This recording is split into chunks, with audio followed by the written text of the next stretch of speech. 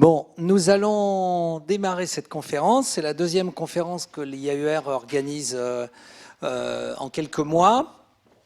C'est des conférences que nous consacrons à des thématiques portées souvent par des professionnels. Et Jean-Yves Chapuis, bon, il a fait beaucoup de choses, mais actuellement, on peut considérer que c'est un professionnel. Il est consultant. C'est comme ça qu'il se définit actuellement. Même s'il a fait beaucoup de choses dans sa vie, il a été entre autres élu à la ville de Rennes et à l'urbanisme et aux formes urbaines à la métropole, enfin, on n'appelait pas encore la métropole. Il est également enseignant dans une école d'architecture après avoir dirigé l'école d'architecture de Bretagne.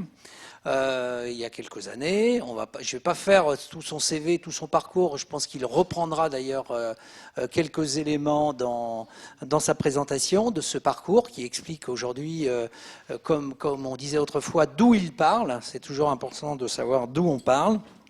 Donc, je vais te laisser la parole, sachant qu'on va traiter ce qui nous intéressait de voir avec Jean-Yves Chapuis, après avoir vu un architecte, urbaniste, Philippe Madec, comment il percevait les mutations en cours pour le métier d'urbaniste. C'est quoi aujourd'hui être urbaniste, et il a d'autant plus de qualité pour le faire, c'est qu'il a un long recul sur l'expérience de ce métier et de ces métiers, puisque je pense qu'on ne peut pas dire qu'aujourd'hui il n'y a qu'une seule forme une seule façon d'être urbaniste.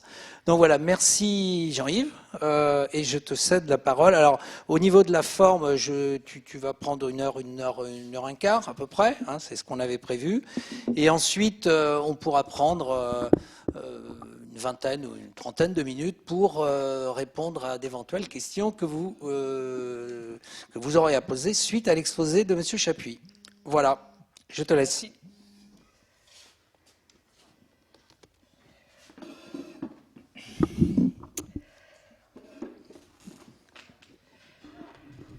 Alors, le thème, donc, c'est les nouveaux métiers de l'urbanisme, une nouvelle ingénierie urbaine pour une nouvelle démocratie. On peut dire que c'est un programme assez vaste, ambitieux, peut-être trop, mais vous en jugerez par vous-même et nous en jugerons ensemble. Je démarre par une phrase de Paul Valéry que je trouve très intéressante dans un article récent dans Le Monde. L'auteur le citait, et Paul Valéry disait « Prenons garde d'entrer dans l'avenir à reculons ». Et je pense que c'est une vraie question aujourd'hui, car vous avez toujours un discours d'un certain nombre de gens qui disent « c'était mieux avant ».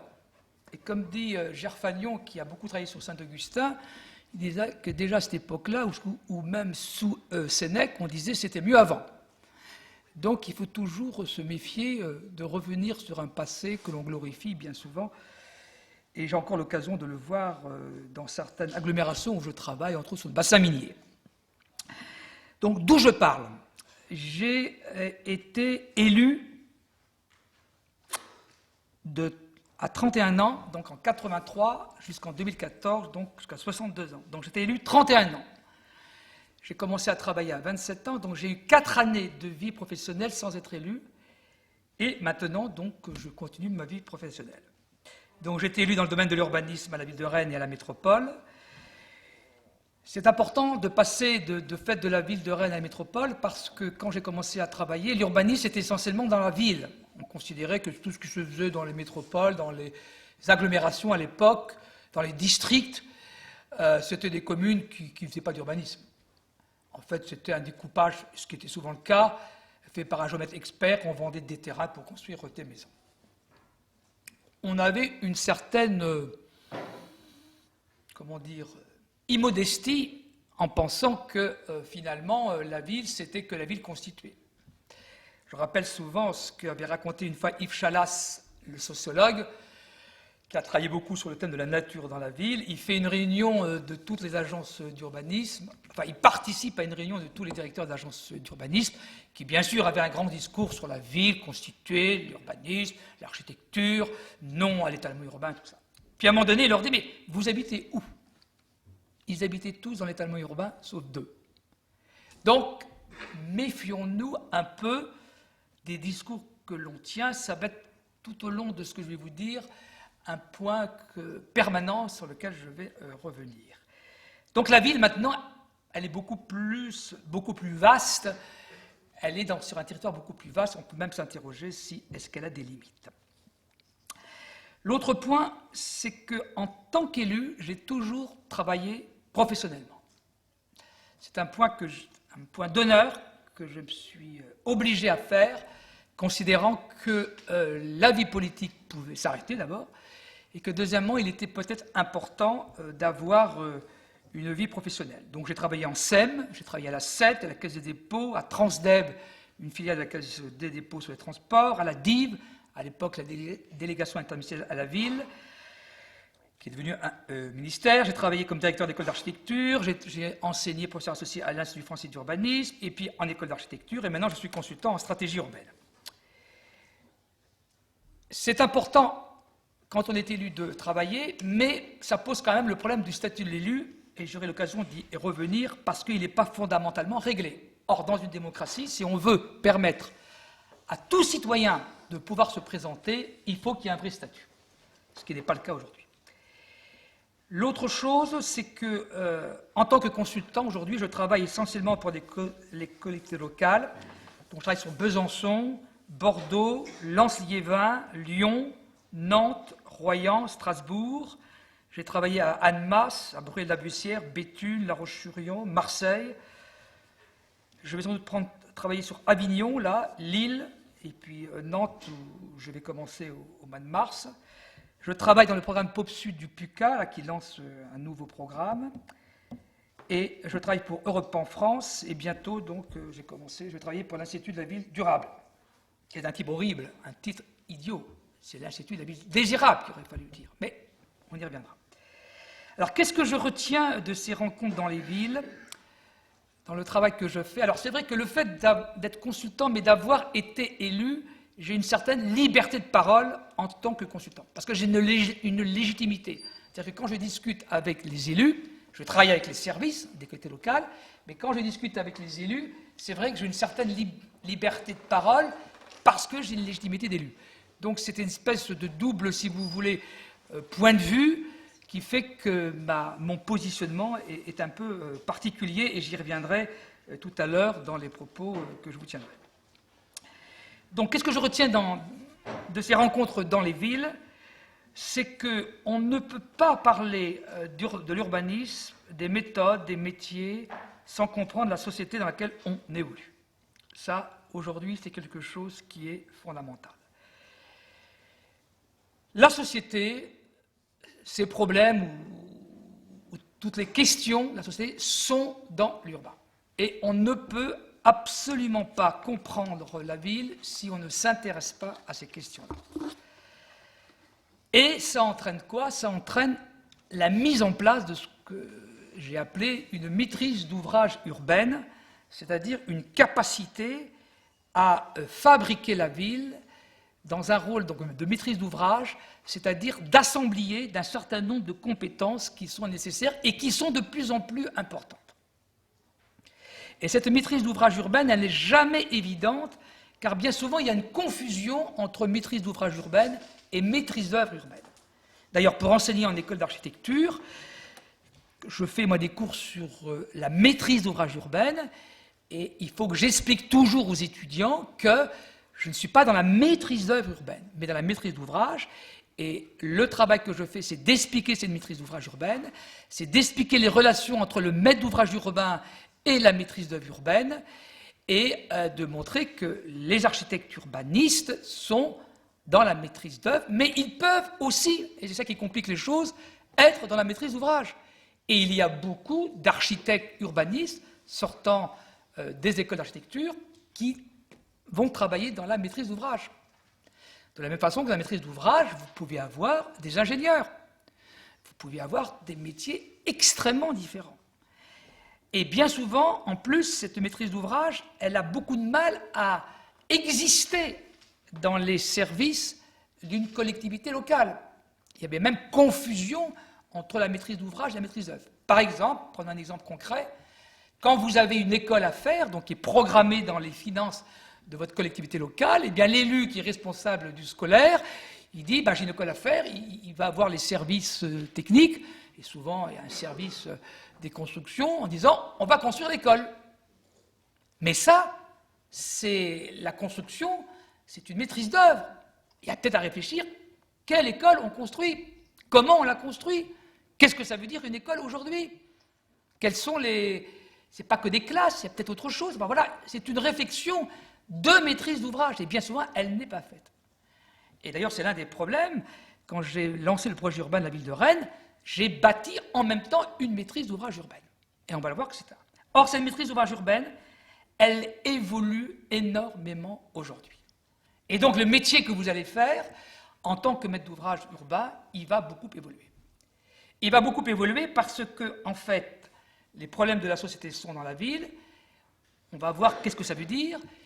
Et en fait, ça pose, et ça sera dans ma conclusion, ça pose en fait une réorganisation complète, non seulement des services, allons jusqu'au bout, parce que c'est pas très sérieux que de dire que les services ont besoin d'être réorganisés, c'est une réorganisation du monde politique, de la délégation des élus et des institutions locales qui sont complètement à revoir. Et là, croyez-moi, c'est un vaste programme qui n'est pas si facile que ça, et je vous en donnerai quelques idées à travers, encore une fois, une expérience concrète. Alors,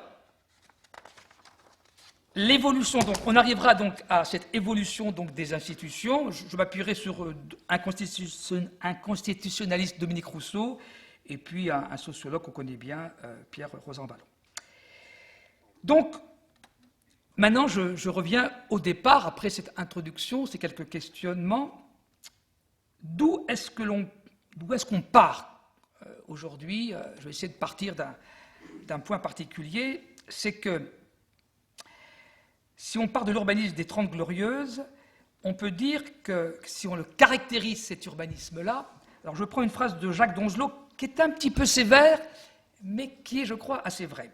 Alors, il parle d'un technocrate. Qu'est-ce qu'un technocrate? C'est quelqu'un qui considère que les conflits sociaux et les affrontements sont le fruit d'une certaine irrationalité, d'une confusion de problèmes, qu'il suffit de bien distinguer les fonctions, l'économique, le social, la production, la consommation, la sanction et la correction dans le domaine de la justice, et de faire une administration pour chacune, et l'État, grâce à ces énarques, peut établir le dosage qui permettra d'éviter les problèmes que la société, livrée à elle-même, dans sa spontanéité imbécile, ne peut résoudre et qui fait qu'elle s'abandonne à cette conflictualité stupide. Donc c'est l'idée que les problèmes peuvent se résoudre d'une façon technique et rationnelle. Et il continue, l'urbaniste est comme un énarque, un prétentieux heureux. Et c'est vrai que quand on regarde bien souvent un certain nombre d'opérations urbaines, on s'aperçoit que finalement, on considérait que le règlement des problèmes se faisait d'une façon qui était, si vous voulez, rationnelle. Je prends un exemple précis sur lequel je travaille. Le dossier de la Part-Dieu à Lyon est très intéressant. Quand on y regarde bien, il y a tout dans ce quartier. Il y a tout et ça ne fonctionne pas. Quand je dis il y a tout, qu'est-ce qu'il y a? Il y a d'abord une gare qui marche hyper bien, qui est même saturée aujourd'hui. Il y a des bureaux. Il y a des logements. Il y a un centre commercial qui est le meilleur centre commercial d'Unibail après les 4 temps. 37 millions de personnes par an. Il y a des équipements culturels de grande qualité. Entre l'auditorium, une bibliothèque remarquable et les fameuses Albocus qui font partie de la culture lyonnaise. Il y a donc des bureaux, des logements, des très très beaux immeubles, une architecture qui certes n'est pas très à la mode aujourd'hui. On peut y arriver à pied, en vélo, en bus, en tramway, en voiture, en métro. 500 000 déplacements jour, et ça ne fonctionne pas vraiment. Ce n'est pas un quartier agréable. Et la première des choses, quand on arrive dans ce quartier, c'est qu'on le fuit, on s'en va. Donc, une certaine rationalité, organisation, fait que ce n'est pas suffisant. Il y a autre chose. Et tout le travail qu'on a fait sur la Part-Dieu avec l'équipe de l'AUC, Jamel Clouche et François de Coster, ça a été de se dire comment est-ce qu'on va prendre le problème. Et on n'a pas commencé à dire on va tout détruire, on va faire table rase, et puis vous allez voir ce que vous allez voir.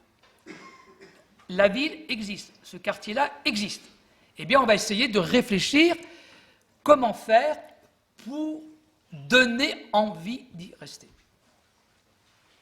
Et on a développé un certain nombre d'idées sur une chose toute simple, le sol facile. C'est-à-dire que dans ce quartier-là, alors qu'on y vient pour prendre le train, qu'on a des bagages, tout ça, qu'on arrive en transport en commun, vous avez continuellement des obstacles, etc.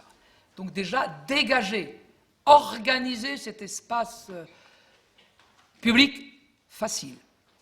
Mais on s'est posé la question, il ne suffit pas de faire un espace fonctionnel, il faut faire un espace qui soit ludique, qui soit esthétique, mais qui soit aussi éthique.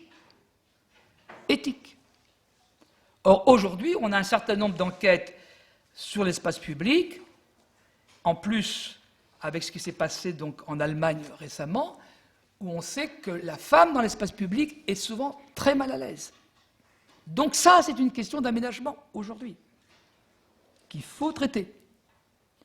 Et le centre commercial, par exemple, c'est faire comprendre aux quatre temps que la conception de ce centre commercial ne correspond pas à l'évolution non seulement des modes de vie, mais de la société. Par exemple, tous ces centres commerciaux étaient conçus avec l'objectif que vous y rentrez dedans et que vous n'en sortez jamais. Enfin, quand vous en sortez jamais, le plus tard possible. Or, dans les centres commerciaux, la moitié des gens qui y entrent n'achètent rien.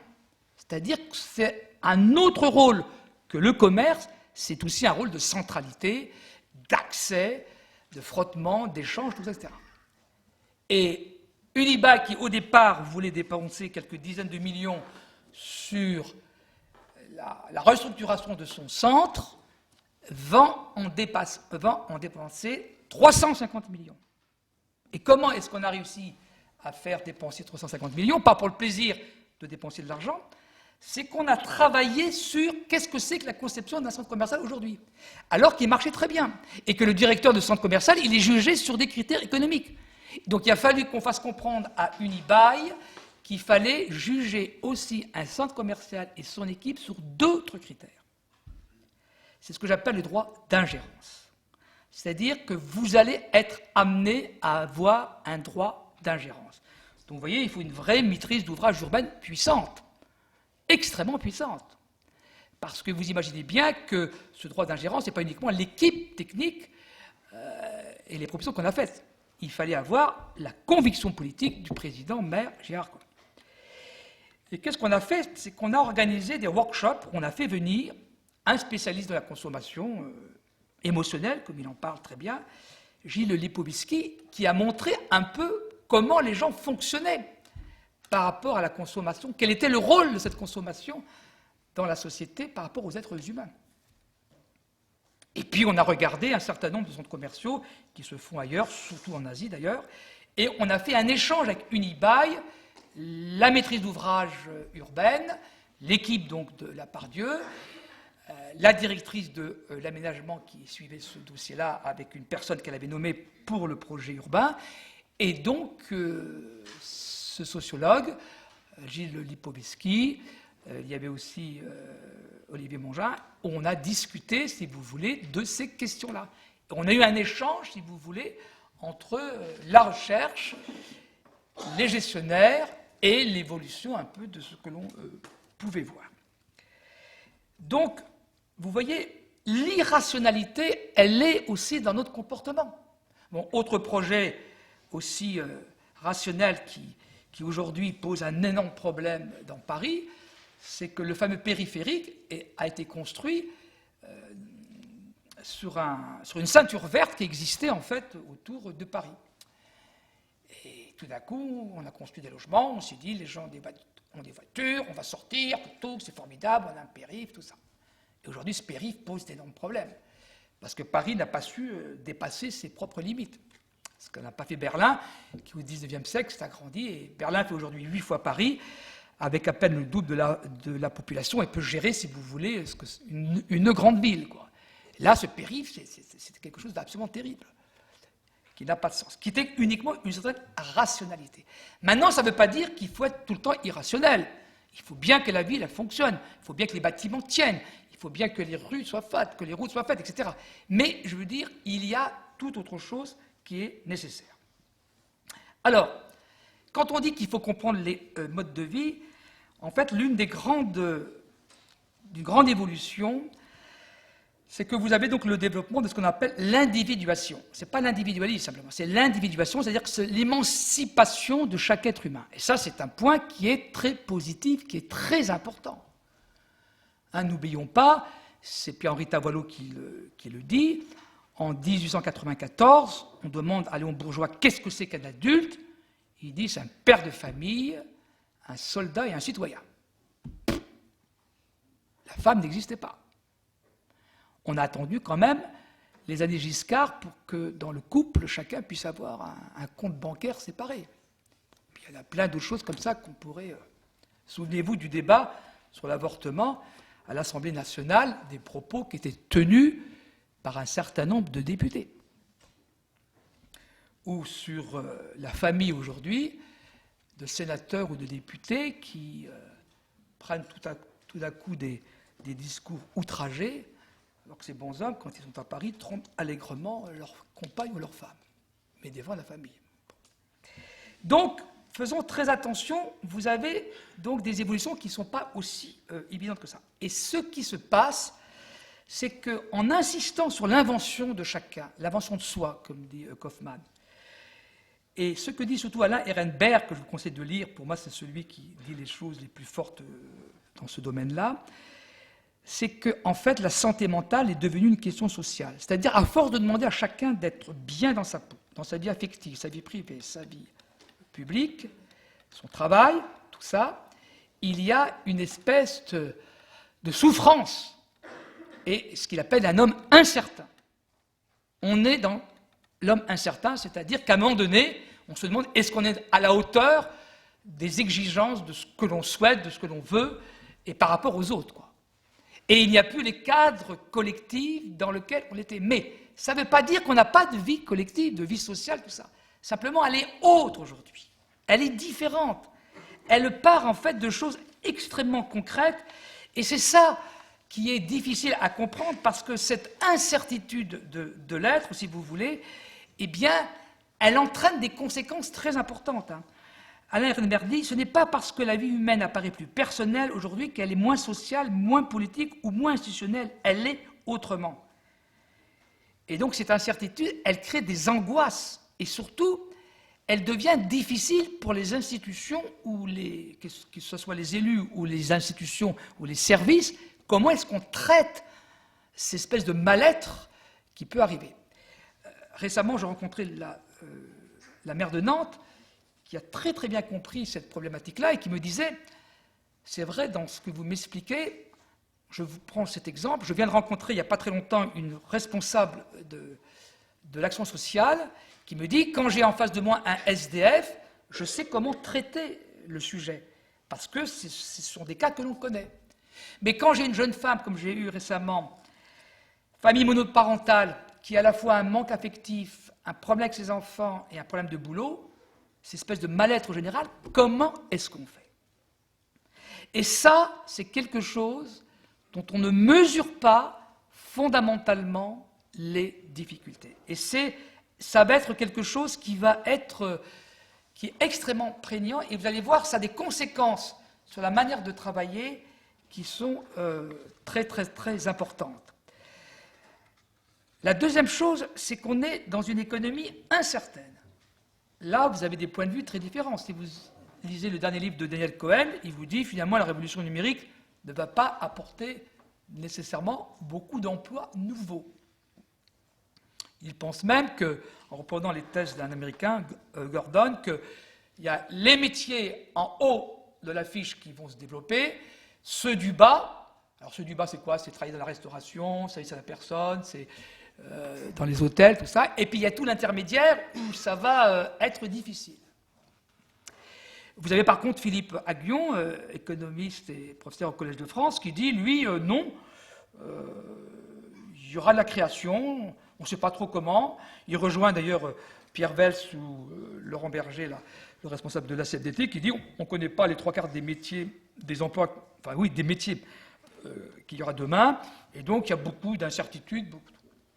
Et puis vous avez Gaël Giraud, qui est président de l'AFD, économiste, et qui lui dit le problème c'est comment consommer plus en dépensant moins d'énergie, qu'est-ce que ça veut dire, tout ça, etc.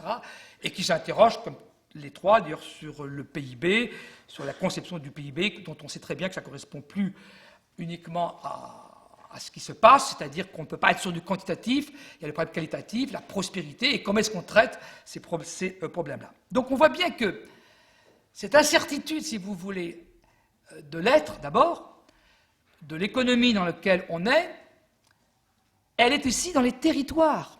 Le dernier bouquin de Martin Vanier est très intéressant. C'est quoi les limites territoriales aujourd'hui? Bon, il faut bien quelques limites pour une démocratie, pour travailler sur des documents. Mais regardez récemment le recensement des habitants sur le département d'Ille-et-Vilaine. Ben, la ville, elle se développe au-delà de la métropole. Et déjà, la métropole rennaise, même si elle a eu d'autres communes qui sont venues se rajouter, elle ne représente pas le périmètre de l'aire urbaine, par exemple.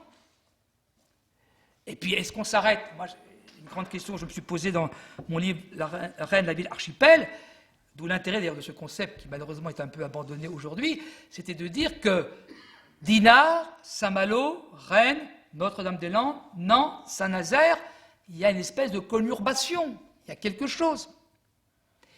Et donc on voit bien que les territoires, ils bougent continuellement. Et qu'on fait des réformes, on continuera à en faire, et ça ne va jamais s'arrêter en fait. Alors simplement la difficulté en France, c'est que comme tout passe par la loi, et qu'il faut que tout le monde soit traité de la même façon, eh bien par exemple, sur le débat sur les départements, on dit on les supprime ou on ne les supprime pas. Ce n'est pas la question. C'est qu'il y a des départements qui doivent être supprimés, et d'autres qui sont tout à fait nécessaires. De la même façon, avec la loi NOTRe, on présente, il y a les métropoles, puis il y aurait tout le reste. D'ailleurs, il y a un géographe qui en profite pour dire, oui, la France périphérique contre les métropoles, tout ça.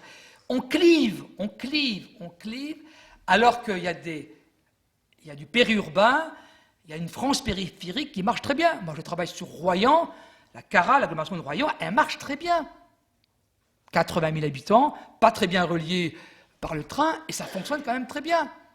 Rodez, que j'ai l'occasion de visiter, ça fonctionne très bien. L'agglomération de Rodez, 50 000 habitants, pas une seule grande ville à l'horizon, toujours 6 heures à 7 heures de train pour arriver à Paris, et 5% de chômage.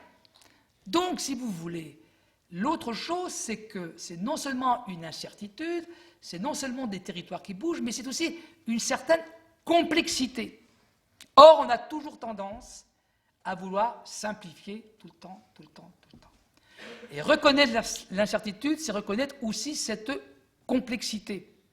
Et que chaque territoire est différent, que chaque territoire a une identité, donc aura une méthode, une démarche différente. Pour travailler sur un certain nombre de villes, on ne travaille pas du tout de la même façon quand on est à Lyon, quand on est à Bordeaux, ou à Strasbourg, qui sont des grandes agglomérations, ou à Nantes, ou à Rennes. Ça ne veut pas dire qu'il n'y a pas des points similaires, mais il y a des adaptations qu'il faut continuellement faire. Donc c'est un territoire incertain, et donc il va falloir vivre avec ça. Or, on a tendance à toujours vouloir avoir des certitudes. Alors c'est vrai que ce n'est pas toujours facile d'avoir des incertitudes. Or, je pense qu'on va, de par la complexité de nos sociétés, et aussi de toutes les inventions, de toutes les innovations, l'incertitude est dans la connaissance comme dans l'action. Donc ça entraîne une autre manière de travailler. Et aujourd'hui, bien souvent dans les métiers de l'urbanisme, il ne suffit pas de dire on rajoute des compétences, les sciences de la vie par exemple, les sciences physiques, qui sont nécessaires, Mais c'est que, en fait, ce qui se passe, c'est il y a deux tendances qu'on voit, mais vraiment à l'œuvre tout le temps, souvent en même temps. C'est où on fait des documents remarquables au niveau technique, qui bien se ressemblent un peu près tous. Si vous lisez les Scott de France, ils sont tous cohésion sociale, préserver l'environnement, maîtriser le développement durable, enfin, tous ces discours-là, etc. Ou alors, on a un autre discours de dire on va demander aux gens ce qu'ils veulent. Avec certaines phrases dangereuses, quand certains élus disent les citoyens sont les premiers experts de la ville. Ah, quand vous avez dit ça, ben à quoi vous servez? À quoi vous servez? Mais en même temps, ne soyez pas des prétentieux. Vous n'avez pas toute la connaissance ni toute la compétence. Mais c'est très dangereux. Vous voyez, d'un côté, on dit des documents, d'un autre côté, ça. Et je vais illustrer ça. Je travaille sur Lens-Liévin. Lens-Liévin, vous connaissez sans doute pas, mais vous connaissez le bassin minier. Donc la crise du bassin minier, 350 000 emplois qui ont disparu, et une difficulté, si vous voulez, à sortir de ce passé. Et en travaillant avec eux, je m'aperçois qu'il y a une espèce d'identité prescrite, si vous voulez. Ils ont du mal à avoir un présent et surtout à avoir un futur. Or là, vous avez des quantités d'études qui ont été faites. Ce soir, je pars à Paris, parce que demain matin, j'ai une réunion avec le président, maire de Lens, et je lui ai montré, il y a 60 études qui ont été faites depuis 20 ans. Les dernières étant autour du Louvre, l'opération Euralens. Plein d'études. Et ça ne débouche sur rien.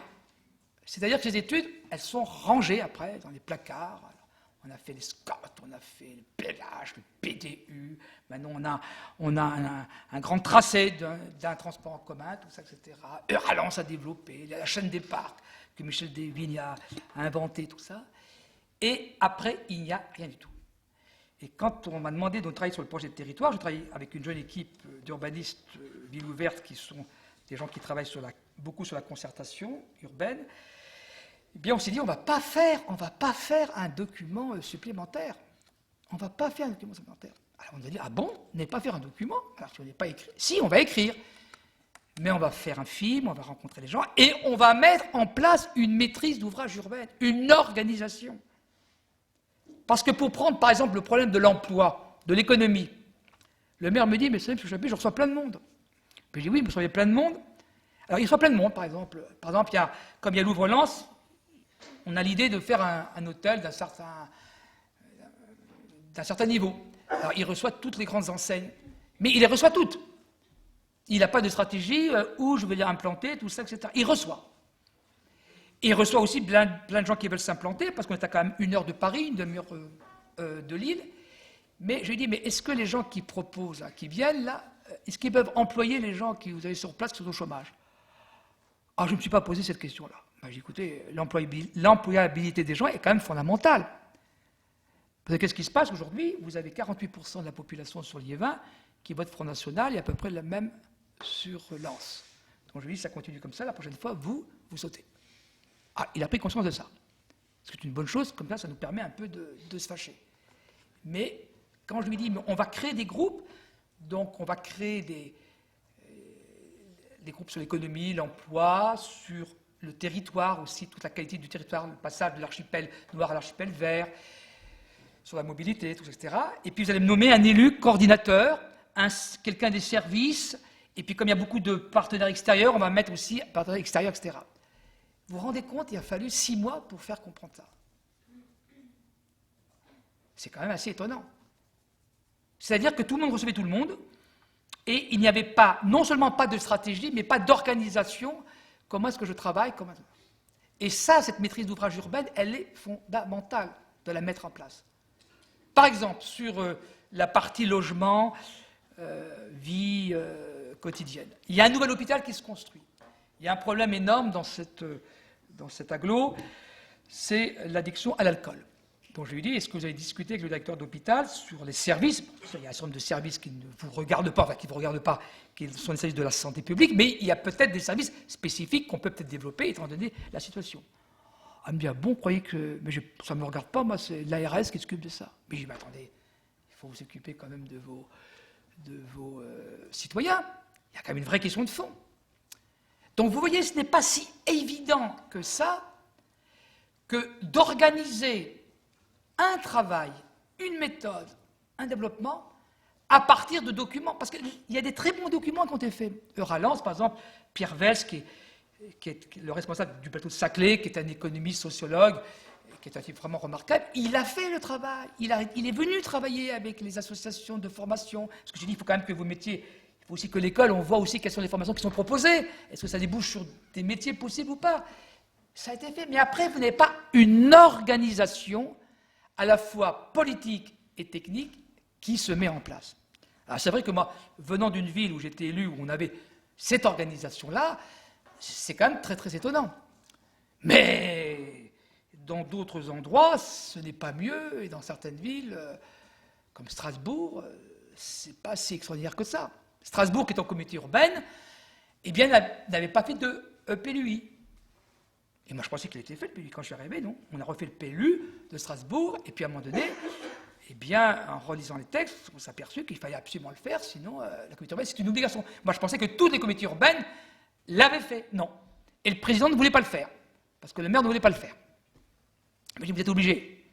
Donc, on a commencé à le faire. Mais vous voyez, donc, il y a vraiment, si vous voulez, cette organisation. Il ne suffit pas de voir les problèmes, de faire des documents, il faut les faire vivre. Or, tout le problème, quand vous faites un PLUI, j'ai travaillé sur celui de Bordeaux, la question c'est comment est-ce qu'il va vivre? Et là, on a organisé les assises de la qualité urbaine en essayant donc de définir un petit peu, puisque le but du PLUI, c'est que tout fonctionne mieux, à la fois l'habitat, l'économie, les transports, la nature, l'agriculture, tout ça, etc. Et donc on s'est posé la question, c'est quoi la qualité urbaine? Or, quand on commence à parler de la qualité urbaine, on ouvre la porte de Pandore, parce que c'est très différent suivant. Et donc il faut définir cela, il faut travailler là-dessus. Et donc on a organisé et on met en place une conférence métropolitaine pour travailler sur des projets que font les communes afin d'arriver à, si vous voulez, cette qualité urbaine. C'est un peu le travail que j'avais fait quand j'étais vice-président chargé des formes urbaines à Rennes Métropole. Mais ce travail, il avait été possible à Rennes Métropole pour deux raisons qu'on a beaucoup de mal souvent à trouver.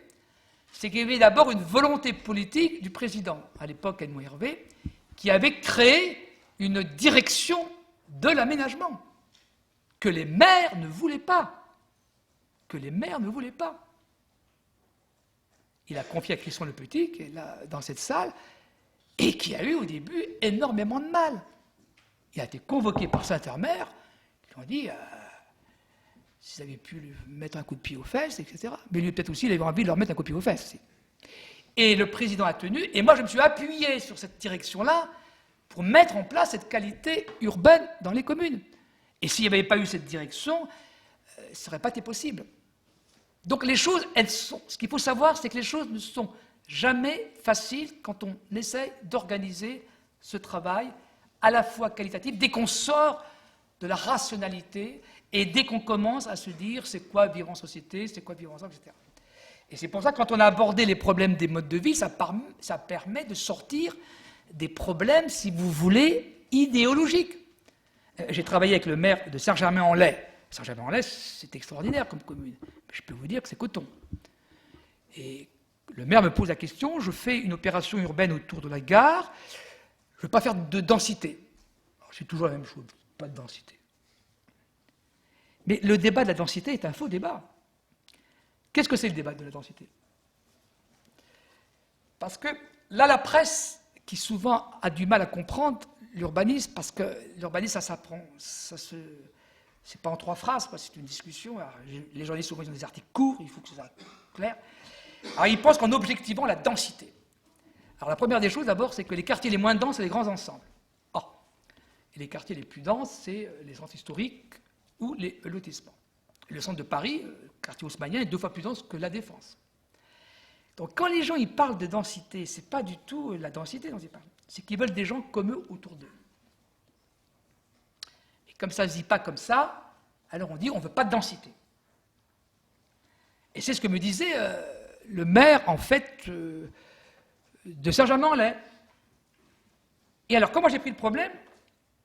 Bien sûr, il n'y a que 2 ou 3% de logements sociaux, ce qui n'est pas bien. Mais si je lui avais dit, vous n'avez pas assez de logements sociaux, il m'aurait dit, vous m'emmerdez. Je lui ai dit, comment fait votre secrétaire pour habiter à Saint-Germain-en-Laye? Il me dit, c'est une question. Je dis, oui, c'est une question parce que vous avez besoin d'une secrétaire et vous connaissez les salaires de la fonction publique. Et puis, je vois des hôtels particuliers magnifiques où des gens âgés, très âgés, ont du mal à y rester parce qu'ils ont besoin de services à la personne et comme les gens qui pourraient faire ce travail-là doivent faire 1 heure, 1 heure et demie de métro, ils ne viennent pas. Et ces hôtels particuliers étaient faits pour des gens qui mouraient à 40 ans, 45 ans, au XVIIe, XVIIIe siècle. Et à un moment, il me dit, c'est ça la ville? Ben, je dis, c'est quoi la ville? Des pierres et des hommes. Je cite toujours Saint-Augustin parce qu'on a toujours tendance à retechnifier le débat de la ville.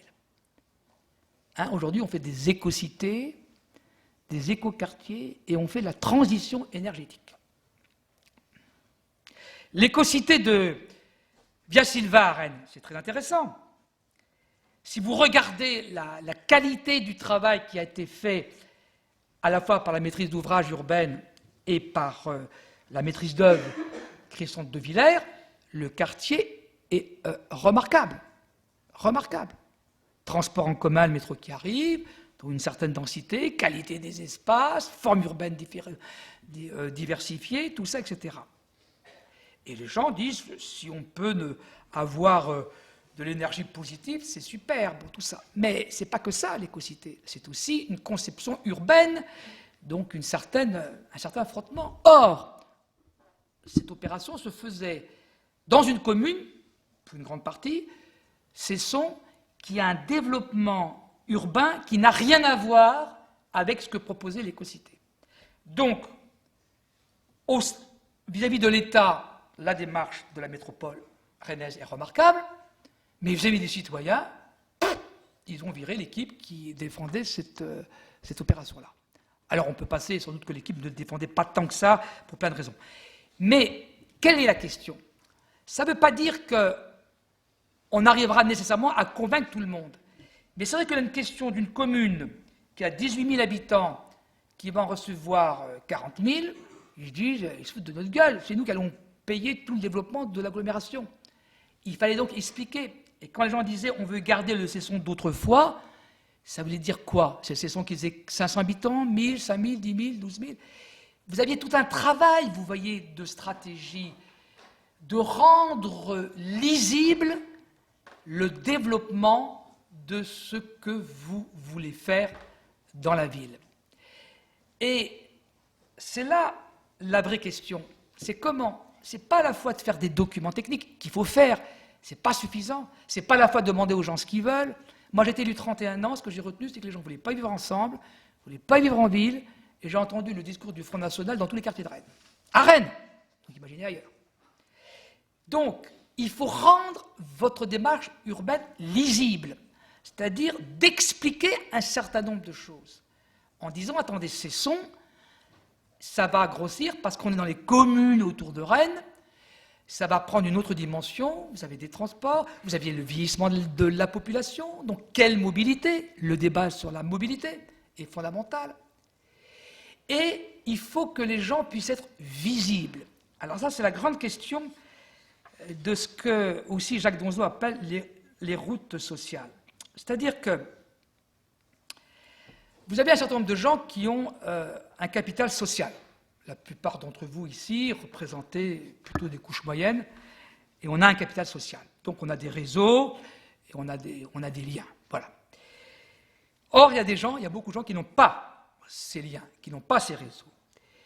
Et donc qui ont du mal à se projeter dans l'avenir, si vous voulez, parce qu'ils n'ont pas le cadre dans lequel ils peuvent, si vous voulez, se mouvoir, d'autant plus, comme je vous ai dit, que comme l'individu, on lui demande beaucoup de choses à titre personnel, quand vous avez des réseaux, ça vous aide, quoi, si vous voulez. C'est le système des grandes écoles. Le système des grandes écoles est quoi? On n'est pas plus intelligent que les autres, simplement, vous avez un système de réseau qui fait que vous savez comment tenir votre carrière. Et il dit, compenser l'absence de capital social, l'absence de ces liens de réseau qui font qu'on peut se projeter dans un devenir, dans un trajet social et spatial, qu'on se sente à l'aise dans la ville. qu'on sait où on va et où on peut aller. Cela suppose d'être mis en place de manière aussi méthodique que vous organisez des routes, hein, il parlait des urbanistes, il parle des routes sociales. C'est aussi difficile à faire que des routes urbaines, Jacques Donzelot. Ça veut quoi dire les routes sociales? C'est-à-dire que c'est bien, par exemple, d'être une ville Franche-Tech, c'est ça, je crois. Bon. Mais c'est quoi la condition numérique aujourd'hui? C'est quoi le problème d'une démocratie réflexive? Parce qu'avec toutes les informations que l'on a, on voit comment des idées quelquefois fausses, mais qui paraissent claires et nettes, tout d'un coup, tous les complots qui s'organisent. Et donc, ça demande continuellement, à la fois de par cette incertitude, et à la fois, si vous voulez, de par toute cette évolution, cette complexité, ça demande d'organiser donc à la fois la lisibilité des missions, de l'organisation de ce que l'on fait, des institutions, et une visibilité, c'est-à-dire que les gens se sentent visibles, partie prenante. Et ça demande, je pense, un changement institutionnel très, très, très important. Parce que fondamentalement, les élus comme les services, ils savent qu'il faut faire de la concertation, mais ça les emmerde. Quand même. Nous, on sait quand même. Mais je me mets là-dedans, moi aussi, hein, comme tout le monde. On sait quand même. Bon, on va le faire parce qu'il faut le faire. Mais on sait. Or, le problème, c'est qu'il faut que ça soit permanent. Alors, comment est-ce qu'on peut avancer, si vous voulez, par rapport à cela? Je pense qu'il faudrait qu'un changement d'institution, parce que ce n'est pas uniquement une organisation des services qui doit complètement bouger, changer, c'est qu'il faut que les délégations d'élus bougent complètement. Alors moi, j'ai une proposition, alors qui est à discuter. Hein. Je pense d'abord qu'il faut qu'il y ait un exécutif dans les conseils municipaux ou dans les conseils d'agglomération et une assemblée. C'est-à-dire qu'actuellement, vous avez la confusion du législatif et de l'exécutif. Hein. Donc il faut qu'il y ait un législatif et un exécutif. Et l'exécutif, il devrait être formé de 7 personnes. Alors 7 parce que c'est un chiffre magique, et puis c'est un chiffre impair, avec un patron. Et les 7 personnes ont toutes les délégations. Alors il peut y avoir des domaines qui sont comment ça s'appelle, suivis par un tel ou un tel, mais les décisions se prennent toujours globalement. Globalement. Deuxième chose, il y a un autre groupe d'élus qui sont des élus qui sont au niveau des quartiers ou des secteurs, hein, puisque moi je suis pour que dans une métropole il n'y ait plus de limite communale, hein, mais des secteurs, où là il y a tout un travail qui est fait, un travail fonctionnel, et là ce n'est pas de l'expertise comme certains le disent, c'est de l'expertise d'usage, c'est-à-dire que ce sont des questions qui se font au niveau horizontal, qu'on traite sur des territoires donnés, où là les gens ont des choses à dire et peuvent trouver des solutions avec les techniciens, mais ils trouvent des solutions parce qu'ils vivent ces questions-là. Et puis, il y a un troisième groupe d'élus qui sont des élus qui n'ont pas des délégations particulières, mais qui sont dans des domaines particuliers. Par exemple, je travaille actuellement à Lyon sur le problème de la santé publique et de l'aménagement. En discutant, parce qu'il y a un vice-président qui est cancérologue. Et en discutant avec lui, on a fait cette proposition-là. Or, en discutant avec le monde de la santé, je me suis aperçu, bon, des choses qu'on sait, mais très précisément, on est trop sédentaire, on ne marche pas assez. Donc, qu'est-ce que ça veut dire de permettre un aménagement qui permet de mieux marcher? Or, il se trouve qu'en travaillant sur la Part-Dieu, on s'aperçoit qu'1 kilomètre autour de la Part-Dieu et 3 kilomètres, on a toute la commune de Lyon. Donc, est-ce qu'on ne peut pas, au moins sur 1 kilomètre, déjà permettre aux gens de marcher et de développer les modes doux, et même sur 3 kilomètres, mais en ayant des parcours différenciés? Ça veut dire que quand on travaille à ce moment-là sur les transports, or aujourd'hui on le sait bien, c'est que les gens qui sont dans les transports, ils veulent que les gens puissent faire de l'intermodalité, marcher le moins possible, prendre un bus, un tramway, je ne sais pas quoi, un métro, etc. Or, c'est pas bien.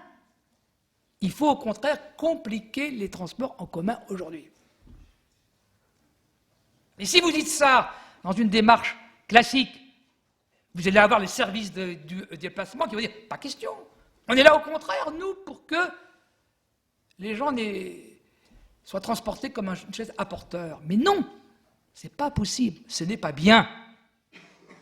Donc, ça veut dire qu'à ce moment-là, ces élus, ils sont dans ce que j'appelle des communautés éphémères. C'est-à-dire, ils cherchent des compétences sur des domaines particuliers, ils nourrissent. Et c'est là ce que dit Pierre Rosaballon, c'est la rencontre entre l'espace politique et l'espace public, ou l'espace civil. Parce qu'il faut quand même qu'il y ait de l'espace politique, parce qu'il faut quand même décider. Parce que quand vous êtes dans votre quartier, il y a des questions que vous pouvez régler là, mais vous êtes aussi dans des contradictions quand on est au niveau d'une ville ou d'un pays ou de je ne sais pas quoi. On n'est à la fois consommateur, on est à la fois père de famille, on est à la fois personne âgée, etc. On a des points de vue, donc il faut bien à un moment donné qu'il y ait des décisions qui se prennent. C'est différent de régler les problèmes qu'il y a sur un quartier. Et donc il faut pouvoir avancer. Comme il y a incertitude économique, incertitude des êtres humains, incertitude des territoires, il est important de voir un peu des nouveaux problèmes. Par exemple, la transition énergétique, ça m'énerve. Tout le monde est transition énergétique. Qu'est-ce qui est la vraie question? C'est comment habiter la Terre aujourd'hui? C'est ça la question. Comment est-ce qu'on habite la Terre aujourd'hui quand on sait qu'il y a des évolutions climatologiques qui se font de toutes les façons, et comment faire que tout ce que fait l'homme, tout ce qui crée, puisse faire attention au socle. Ça veut dire qu'il faut que les sciences physiques et les sciences économiques travaillent ensemble. C'est ce que Gaël Giraud, l'économiste, d'ailleurs jésuite de son état, dit aujourd'hui ça ne travaille pas ensemble. Au contraire, l'économie dit les gens de l'environnement m'emmerdent. Prenons un exemple particulier de communauté éphémère dans le cadre de Rennes. Vous avez une entreprise d'automobile. Tout le monde sait, et entre autres l'Institut de la ville en mouvement, qui est payé d'ailleurs par PSA Peugeot, où il y a des chercheurs qui travaillent, tout le monde sait que demain, les nouvelles générations veulent prendre la voiture comme un service et ne veulent pas en posséder nécessairement. Que la moitié des gens qui achètent une voiture neuve sont à la retraite. Et que l'âge moyen de ceux qui achètent une voiture neuve, plus ça va, plus il avance. Moi, je serais élu sur Rennes Métropole, je dirais, plutôt que de dire je préserve des emplois. Bien sûr, mais qu'est-ce que sont les emplois demain d'une entreprise d'automobile où les gens vont plutôt louer que acheter? Ce sont ces questions qu'il faut poser au monde économique et travailler ensemble sur ces évolutions-là. Et pas continuer comme font les trois quarts des élus en disant « j'ai créé de l'emploi, j'ai créé tant d'emplois, c'est vachement bien, etc. » C'est quoi habiter la Terre? C'est des questions qu'il faut poser, non seulement aux entreprises, au monde économique, le droit d'ingérence dont je vous parlais, mais aux citoyens aussi. Et là, les citoyens ont besoin d'expertise pour discuter de tout ça. Et là, on dépasse uniquement le quartier, si vous voulez, qui est nécessaire. Je ne le néglige pas. Mais je dis, il y a d'autres questions qui se posent. Bon, l'allongement de la durée de vie, le nombre de personnes par ménage, toutes ces questions-là entraînent une manière de fonctionner différente. Et en travaillant avec les gens de la santé là, à Lyon, je me suis rendu compte qu'il y avait une grande question qui se posait. C'était quoi? C'était que la santé, ce n'est pas uniquement être malade. On ne s'occupe pas de la santé quand on est malade. La santé, c'est une notion de bien-être. Être en santé, c'est d'être bien dans son être. Or, il y a énormément de gens qui ne le sont pas. Et comme on demande à chacun de s'inventer, vous voyez bien que chacun doit être singulier. Donc chacun doit avoir une identité. Nous, on a la chance, par notre capital social, de pouvoir, si vous voulez, évoluer. Notre identité, elle bouge. Ce soir, mon identité, elle bouge en discutant avec vous. Et vous bougerez en écoutant ce que je vous dis. Mais il y a beaucoup de gens qui n'ont pas cette chance-là et qui ont des identités qui, à un moment donné, se bloquent et se radicalisent. C'est ça le problème de la route sociale. C'est qu'il ne suffit pas de dire on a bien organisé les logements, on les a bien mis partout, les logements sociaux. On peut se déplacer formidablement bien. Mais ce n'est pas suffisant. C'est comment est-ce que j'anime, si vous voulez, la visibilité de chacun. C'est pour ça qu'il faut que l'espace politique puisse rencontrer donc cet espace public par ce système que j'appelle de communauté éphémère, donc où à un moment donné on rencontre telle ou telle compétence, telle ou telle demande, etc. qui fait qu'après ça peut transformer les services eux-mêmes, ou on se dit on crée quelque chose d'autre parce qu'on s'aperçoit que c'est nécessaire. Prenons un exemple tout simple. À un moment donné, on s'est rendu compte que dans le PLH de Rennes, l'accession sociale qui était réservée aux primo-accédants, les gens n'y allaient pas parce qu'on avait mis trop de contraintes. Il fallait rembourser, il y avait des... Or, les gens finalement changeaient de métier plus qu'on imaginait et les divorces se faisaient dans 5 premières années de mariage ou de vie en commun. Donc on a assoupli les règles. Et il faudra continuellement fonctionner par contrat. Quand on impose 25% de logements sociaux dans toutes les communes, dans des communes de plus de 50 000 habitants, agglomération, mais c'est une bêtise absolue. Moi, je travaille à Lens-Liévin, il y a des communes qui ont 75% de logements sociaux. Ça n'a aucun sens de continuer à faire des logements sociaux. Au contraire, il faut faire de la mixité à l'envers.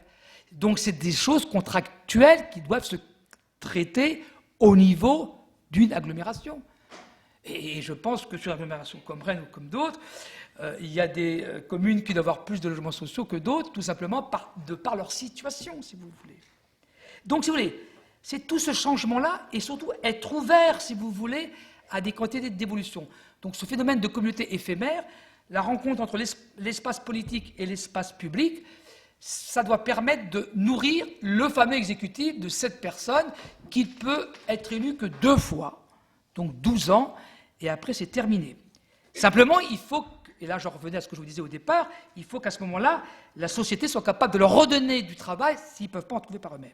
Alors c'est peut-être pas très facile de dire ça aujourd'hui, alors qu'il y a beaucoup de gens qui sont au chômage, mais c'est ça aussi la démocratie, si on veut permettre à des gens qui ont des métiers différents de pouvoir un jour être élus. Parce que dans la réalité des choses, ce n'est pas ça qui se passe. Donc vous voyez, en fait, votre métier d'urbaniste, il va être passionnant. D'abord, si je résume, il faut aimer les gens.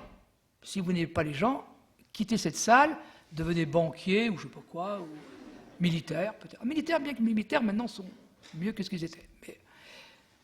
ou policiers, je ne sais pas. Bon, faites autre chose. La deuxième chose, c'est qu'il ne faut pas avoir de naïveté sur l'être humain. Alors, bon, moi je crois péché originel, vous croyez à ce que vous voulez, mais je pense qu'il faut aussi ne pas être naïf. C'est pour ça que je dis, l'espace politique, il y a des décisions qui se prennent. Mais il faut que ces décisions soient toujours éclairées par des quantités d'évolution. Or, bien souvent, quand on est élu, je suis élu pour 6 ans, je suis tranquille, là. On verra après. Non, et bien là, on ne verra pas après. Et puis, l'autre chose aussi qui me paraît très très importante, c'est qu'il faut avoir la curiosité de tout ce qui se passe. Et la fertilisation, je discutais récemment avec Christian Le Petit là-dessus, il explique très bien, je vous conseille, dans le livre que j'ai écrit, où j'ai en fait interrogé 22 personnes, il explique les procédures, ça c'est remarquable, vous apprenez ça, vous avez 20 sur 20 à votre examen, c'est très bien fait. Mais la question qu'il dit, c'est comment est-ce qu'on fertilise toutes ces compétences-là. Et moi je pense que si on a un projet urbain à faire aujourd'hui, je terminerai par ça. Si on a un projet urbain à faire aujourd'hui, qu'est-ce qu'il faut faire? Moi, je le ferai différemment de ce que j'ai fait. Qu'est-ce que je ferai? Eh bien, la première des choses que je ferai, ça serait donc, vis-à-vis de cette incertitude, de l'être humain incertitude, de l'espace public, de la connaissance, je passerai donc un temps très important à rencontrer, à faire un travail. Il y a des structures très très bien faites pour ça, pour comprendre la demande sociale, mais vraiment la comprendre. Et cette compréhension, pour moi, elle est continue, quoi. Elle ne s'arrête pas, etc. Et prendre le temps. Et quand on dit prendre le temps, c'est-à-dire faire exprimer les gens sur leur vision émotionnelle, sensible de la ville. La ville, il y a la partie technique, il y a la partie usage, mais il y a autre chose. Quand vous arrivez dans une ville la première fois, vous ne commencez pas à dire combien il y a de mètres carrés, combien il y a de logements sociaux, combien il y a d'arbres, tout ça. Oui, à Rennes, on dit il y a 125 000 arbres, il y a 210 000 habitants, c'est formidable, on s'en fout. Si vous habitez à un endroit où il n'y a pas d'arbres, vous dites que ça ne va pas. Donc c'est d'abord bien comprendre, la comprendre, organiser donc un certain nombre de compétences, tout ça, et se nourrir de ça. Mais comprendre la demande sociale, ça veut dire qu'on est d'accord. Moi, quand je faisais mes réunions publiques dans les quartiers de la ville de Rennes, j'ai dit ne me demandez pas de faire des logements sociaux, ils seront faits. Donc c'est réglé ça. Par contre, je peux vous expliquer pourquoi il faut les faire. Ça, c'est autre chose. C'est ça la lisibilité institutionnelle, c'est d'expliquer pourquoi. Et ensuite, c'est de faire venir un certain nombre d'expertises. Alors là, il faut le groupe d'élus qui suit le projet urbain, donc les fameuses 7 personnes là. Et en attendant qu'ils arrivent, les 7, il y a quand même un certain nombre de délégations avec les responsables. Hein, c'est de rencontrer au moins une trentaine de personnes. Mais des gens très, très, très différents. Aussi bien des philosophes, des anthropologues, plus que des sociologues d'ailleurs. Anthropologues, mais des urbanistes, des ingénieurs, des chefs d'entreprise, enfin, je sais pas. Et qui vous parlent de la ville dans laquelle vous êtes. Et des gens qui, quelquefois, ne la connaissent pas. Ça n'a pas d'importance. Mais ils vous disent qu'est-ce qu'ils en perçoivent, etc. Et vous notez, on note tout ça. Tout ça, on le note, comme on note ce que disent les gens. Donc, une démarche parallèle. Et on note, dans ce que vous disent ces gens-là, on note aussi la réaction des élus et des services, comment est-ce que ça se passe.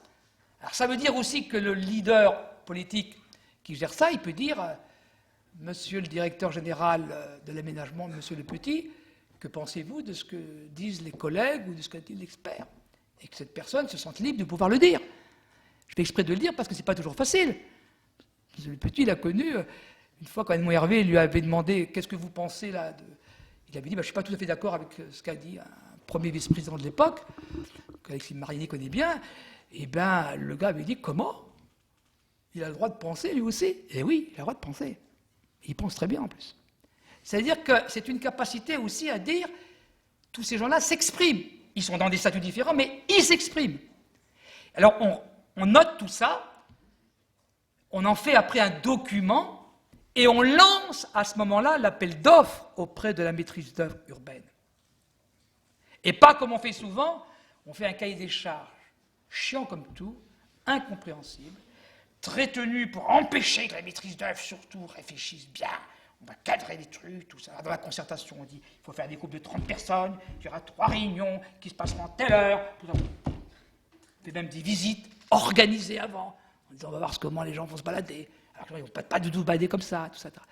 Et donc, si vous voulez, on lance donc l'appel d'offres auprès d'équipes, et ce n'est pas nécessairement un architecte urbaniste qui doit être mandataire. Pas nécessairement. Ça peut être un philosophe. Ça peut être, je ne sais pas, ça dépend. Et les gens qui répondent, alors on va en voir d'abord, en disant tiens, vous devriez répondre, c'est intéressant, tout ça. Et les gens qui répondent doivent expliquer avec qui ils travaillent et comment ils travaillent, parce que j'ai vu souvent des équipes se former parce qu'on a demandé telle ou telle compétence et les gens n'avaient jamais travaillé ensemble. Donc il va falloir que les gens qui répondent expliquent comment ils travaillent. Et ce n'est qu'après que l'on fait le choix. Eh bien, je vous promets que ça changerait beaucoup, beaucoup, beaucoup de choses. Simplement, c'est très difficile à faire aujourd'hui parce que, vous voyez, là, on retrouve aussi une espèce d'incertitude. On accepte de s'ouvrir à des compétences, à des manières de travailler, à des visions, à des choses, tout ça est très, très, très différentes. Or, comme tout ça va bouger, je pense que c'est très important de se mettre dans cette espèce d'état d'esprit de connaissance et d'ouverture, mais pas pour uniquement se cultiver ou je ne sais pas quoi. Il faut décider à un moment donné, mais décider à partir, si vous voulez, d'un travail collectif, une intelligence collective, comme dit Edgar Morin. Il faut créer de l'intelligence. Alors, on ne fait que de le dire, et très souvent, on ne le fait pas. Moi, j'étais très frappé, j'ai fait un travail entre autres à Lyon sur la transversalité. Ils me disaient, on est toujours en transversalité. On se réunit pour un dossier qui était l'arrivée du T3 qui va vers l'aéroport. Et je disais, ce qui serait bien, c'est qu'on ait des séquences urbaines et qu'on regarde en épaisseur ce qui se fait. On ne fait pas uniquement passer le T3. Et donc, on réunit tous les urbanistes de secteur. Et je dis, on va donc faire les séquences urbaines. Moi, je ne connais pas bien Lyon, bien sûr, comme vous. Donc, il faut qu'au bout de 2 heures, on ait nos séquences. Ces gens-là, soi-disant, travaillaient tout le temps ensemble. Et ils n'étaient jamais d'accord sur les séquences. On est arrivé quand même. Mais comme quoi, bien souvent, on ne livre pas tout. On ne livre pas tout.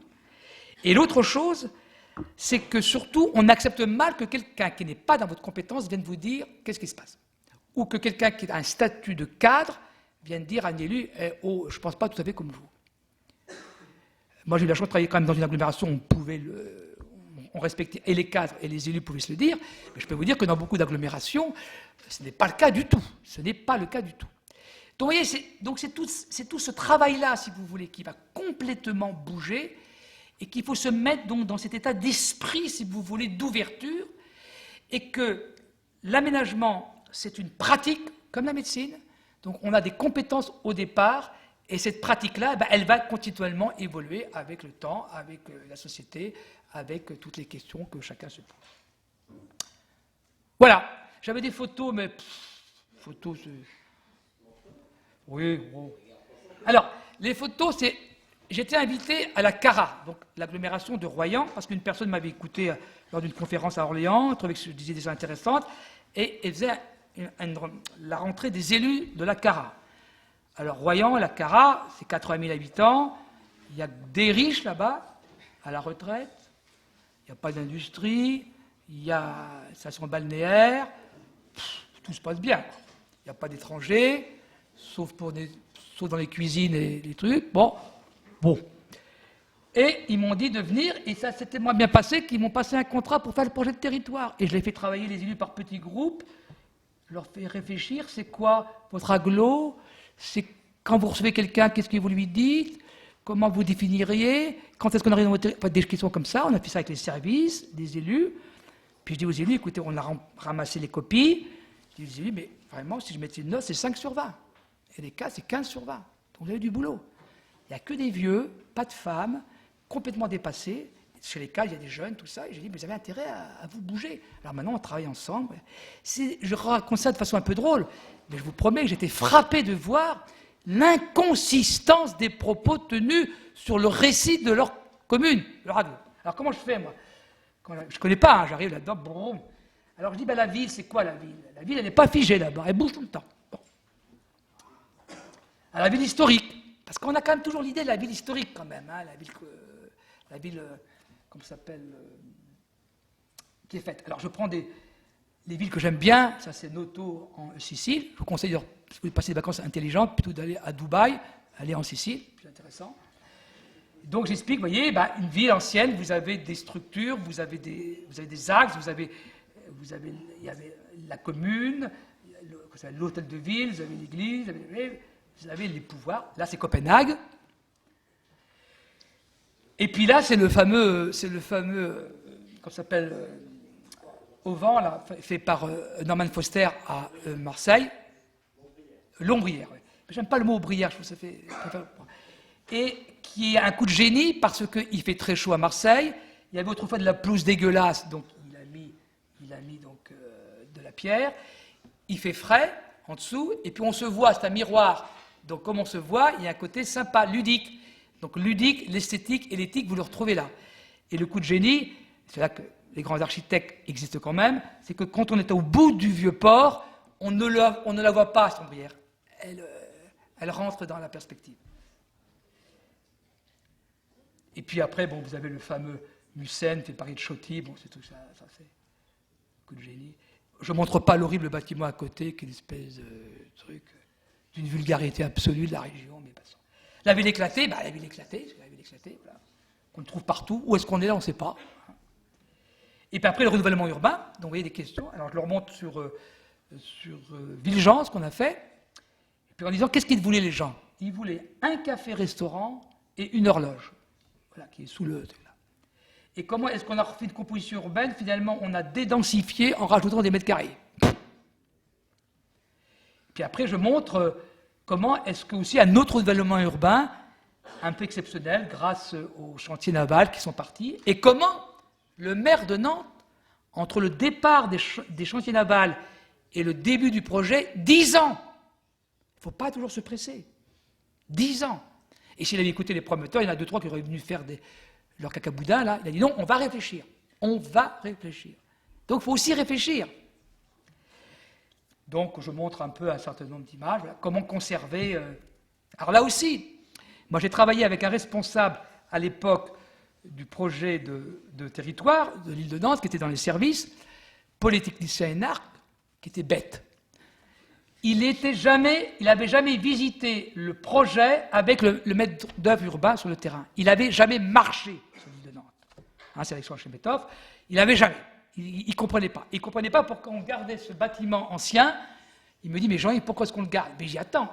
Il y a toute une analyse qu'a fait Chemetov sur comment je m'inscris dans le paysage. Si on ne peut pas le vendre, le réhabiliter, on verra, mais commence pas à remettre ça en cause alors que tu as toute une démarche que tu n'étais pas impliqué. Ce qui m'avait fait dire une fois, quand j'étais Je discutais avec Juppé, je dis, vous n'avez pas une formation trop bête. Il me dit, ah bon? Ben, je dis, non, parce que je travaille avec un politicien énarque idiot. Vous êtes normalien et énarque, donc vous avez de la culture, donc c'est quand même mieux. Mais ce gars-là, je l'ai revu à Paris, il sait que je lui dis, c'est quand même vraiment bête. Il est d'accord. Il est en plus d'accord. C'est ça le drame des hauts fonctionnaires. Alors bon, on montre comment est-ce que tout ça, comment est-ce qu'on s'est servi, on a fait des salles, hein, et puis alors là, ce qui est intéressant, c'est quoi ça? C'est ça le coût du travail urbain. C'est que le maître d'œuvre, c'était le hangar à bananes. Il y a des cafés, et chaque café a sa spécificité. Et Café chez Beethoven, il est obligé d'avoir la même devanture, et les cafés ont leur singularité à l'intérieur. Par respect du bâtiment. C'est ça. Respect du bâtiment, respect de quelque chose qui n'existe plus, et en même temps, je permets des activités nouvelles. Et c'est l'idée d'être en vacances dans sa ville, car quand vous êtes là, vous avez le large, les Antilles, vous pouvez rêver, voilà. Parce que aussi, dans le temps libre que l'on a privatisé, on a la moitié de notre vie, c'est du temps libre. Alors, on n'a jamais l'impression qu'on a autant de temps libre, parce qu'on a plein de sollicitations. Mais n'empêche qu'on a quand même 350 000 heures de libre, comme dit Jean Viard, sur les 700 000 heures de vie, et on travaille que 69 000 heures. Et donc, si vous voulez, comment est-ce qu'on traite la ville avec cette évolution, et en plus avec 5 générations? On peut vivre chaque génération. Et aujourd'hui, vous êtes en retraite, et vos parents sont toujours en vie. Vous vous rendez compte? Autrefois, quand on était en retraite, ses parents étaient morts. C'est-à-dire que si vous êtes toujours en retraite, et que vos parents sont toujours en vie, vous n'êtes jamais adulte. Et Pierre-Henri Tavoyot dit, c'est quoi un adulte? Il y a une petite fille qui lui dit, c'est quelqu'un qui n'a jamais le temps. Parce que c'est quoi être jeune? On est jeune jusqu'à quand? On est vieux à partir de quand? Et alors, on a des politiques pour les jeunes, on a des politiques pour les vieux, et les adultes, il faut qu'ils se débrouillent. Eh bien, l'adulte, il a besoin d'être émancipé, mais il a besoin d'être protégé. J'ai beaucoup de mal quand j'explique ça. Il a besoin d'être protégé aussi. Et ça, il faut travailler aussi ça. Alors, après, vous avez tous les trucs, voilà. Et puis la fameuse... c'est une longue vue qu'a fait Buren, qui s'allumait le soir, et donc après, vous rêvez. Bon, vous connaissez Paris-Plage, bon voilà. Et puis après, je montre un peu un certain nombre d'opérations sur Rennes, comment on a travaillé. Et puis la ville devenue métropole, qu'est-ce que ça veut dire? Et la notion de ville archipel, c'est un concept intéressant parce qu'il est évolutif. C'est quand même très important de se dire, on conserve de l'agriculture périurbaine. On a 750 exploitations, ça bouge toujours un peu, d'autant plus qu'autour de Mordel, par exemple, c'est là qu'on a les terres les plus riches au niveau agriculture. Puis c'est bien de se poser la question, comment est-ce qu'on mange? Ça, c'est une question que les urbanistes, que vous allez travailler demain. De même que le traitement vis-à-vis des animaux. Ça va vous péter dans la figure. Ça, les élus ne se rendent pas compte de l'évolution des gens par rapport à ça. Entre l'humain et le non-humain. Qu'est-ce que ça pose comme question? On revient à Gaël Giraud, et c'est quoi habiter la terre? Ça, c'est un récit qu'on peut développer à travers la notion de ville archipel, plutôt que de développer la French Tech ou je sais pas quoi, la transition énergétique, dont on ne s'en rien à foutre. C'est un élément de habiter la terre, ça. Ça, c'est quand même beaucoup plus riche. Et puis après, je montre un peu toutes les guides promenades. Quand j'explique les guides promenades, on me dit « Ah, c'est génial !» Mais personne n'en fait. Les guides promenades en dehors du centre historique. C'est ça l'objectif. Et puis après, des opérations, comment est-ce que des architectes contemporains comme Christian Obet ont réinterprété une longère bretonne. C'était tout le travail des formes urbaines, en s'appuyant donc sur la direction qu'avait Christian Le Petit, le PLH, c'est comment est-ce qu'on passe du quantitatif au qualitatif. Alors quand on dit ça, ça paraît d'une banalité absolue. Sauf que mettez ça en route, je peux vous dire, c'est coton. C'est tellement formidable que ça a été supprimé, cette délégation. Elle n'existe plus. Elle ne pouvait pas exister en dehors de moi. Pourquoi? Parce que j'avais une expérience d'adjoint à l'urbanisme à Rennes, connaissant les promoteurs, intéressant à l'architecture, que le premier vice-président de l'époque, Philippe Tourtoli, a dit il va nous aider, Jean-Yves, à travailler sur la ville archipel. Voilà, c'était ça. Donc, bien sûr, quand vous disparaissez, c'est une délégation qui n'a pas de sens, si vous voulez. Donc, j'en fais pas non plus quelque chose, mais elle représentait une certaine transversalité. On le disait tout à l'heure, on avait des vice-présidents qui travaillaient beaucoup plus en transversalité que ce qui s'est passé après. Alors là, c'est pour montrer, il y a des quantités de formes urbaines. L'agglomération a créé des quantités de formes urbaines très intéressantes qu'on nous envie souvent. Quand je fais venir des délégations étrangères, en dehors de Rennes, c'est quand même assez extraordinaire. Là, par exemple, c'est avec le groupe Bouygues. Ils arrivent une fois, le maire de Saint-Gilles était un peu paumé, il arrive avec un immeuble tout en long. Et il n'était pas très haut, mais un immeuble. Or, cette commune, il n'y a que des maisons. Et donc, j'ai obligé le promoteur en disant, vous allez me refaire des maisons. Donc, c'est ce qu'il a fait. Mais heureusement, je lui ai dit, c'est comme ça, vous allez me faire ça. Terminé, on ne discute pas. Le maire, il n'osait pas dire ça au promoteur, là, qui avait acheté tous ces terrains, tout ça. Et en plus, on lui a imposé le PLH, puisqu'à l'époque, il n'était pas dedans. Il l'a fait. Donc, vous voyez, il faut avoir des convictions. Et là, c'est l'intérêt d'une agglomération, c'est que vous avez un rapport de force que vous pouvez créer. Là, je suis en train de l'expliquer à Strasbourg, je vous promets que ce n'est pas facile. Bon, ben, je passe, après, il y a plein de photos qui démontrent un peu tout ça. Alors, sur Saint-Tré, moi, j'aime beaucoup ça, parce que c'était comment faire un lotissement dense. Et le maire de Saint-Tré, ce n'est pas l'intellectuel, ce n'est pas un ingénieur, ce n'est pas un polytechnicien, je ne sais pas quoi, parce qu'il y a quand même beaucoup de maires autour de l'agglo qui sont des profs et tout ça. Il travaillait à EDF, il montait dans les poteaux. Simplement, il a bien compris qu'il fallait faire des lotissements différents, mais qu'il fallait faire attention de ne pas non plus faire des ruptures, des cassures. Là, c'est un collectif, ça. C'est collectif, ça.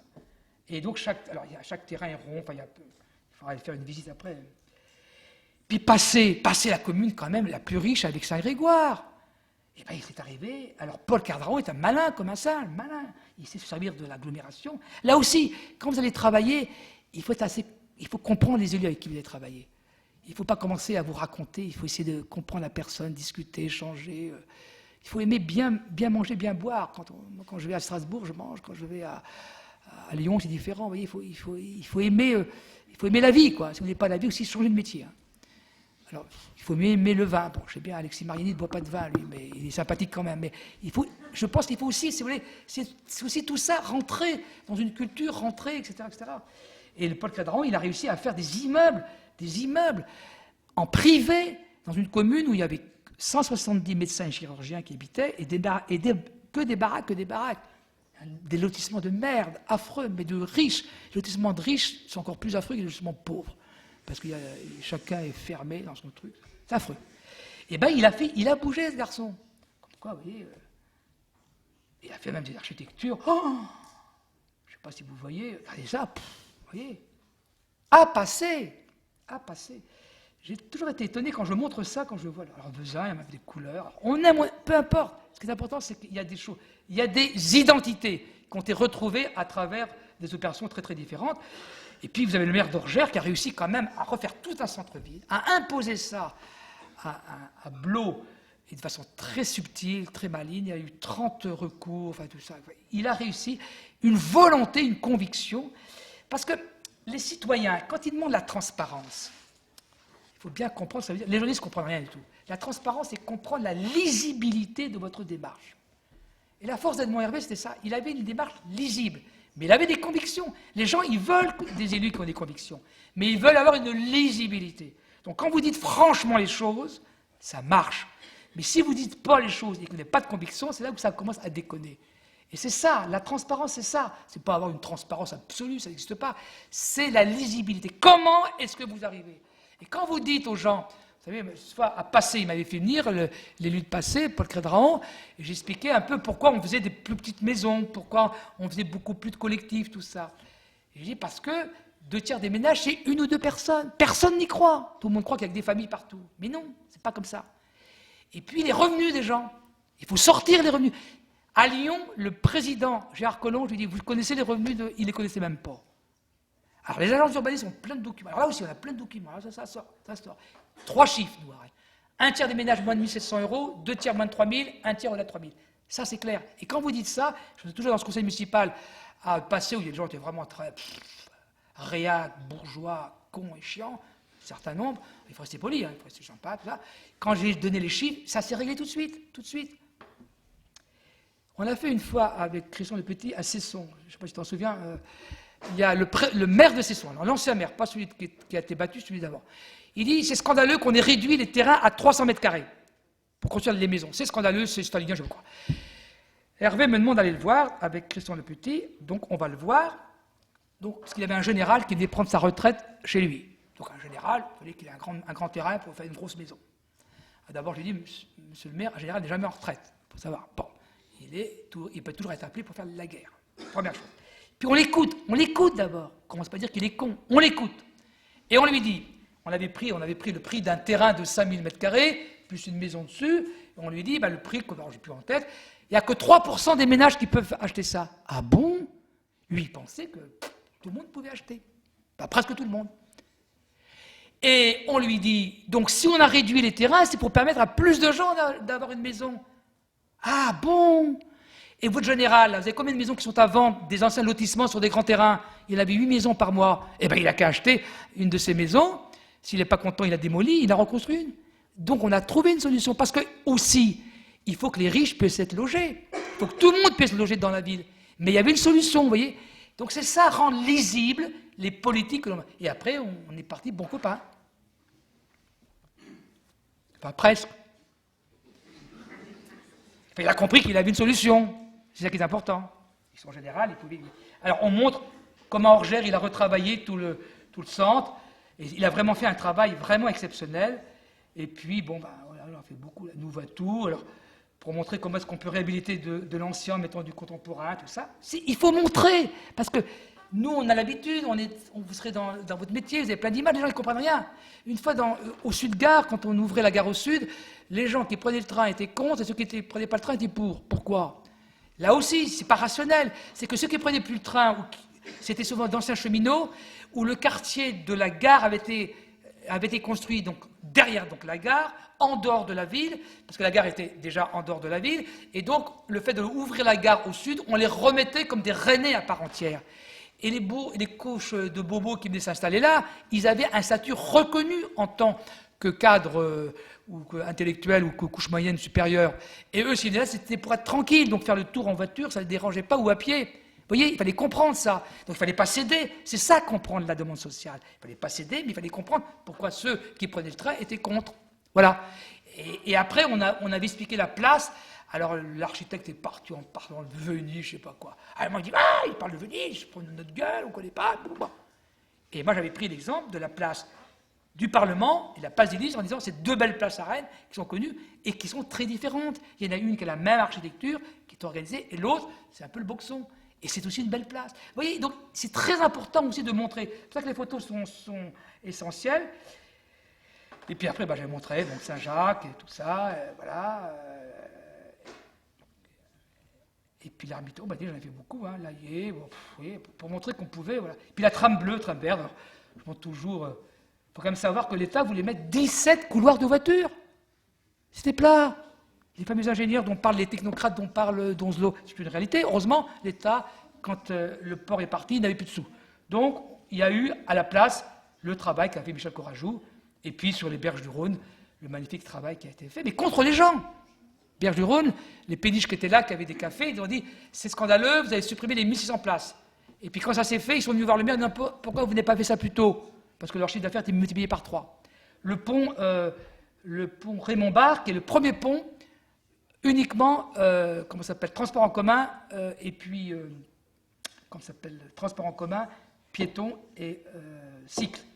Et maintenant, vous en avez un qui se fait sur Strasbourg, c'est le premier là, et qui remonte les quais de Saône. Vous avez 14 km des quais de Saône, vous avez les berges du Rhône, l'Anneau bleu, vous avez une structure d'infrastructure de mode doux extraordinaire.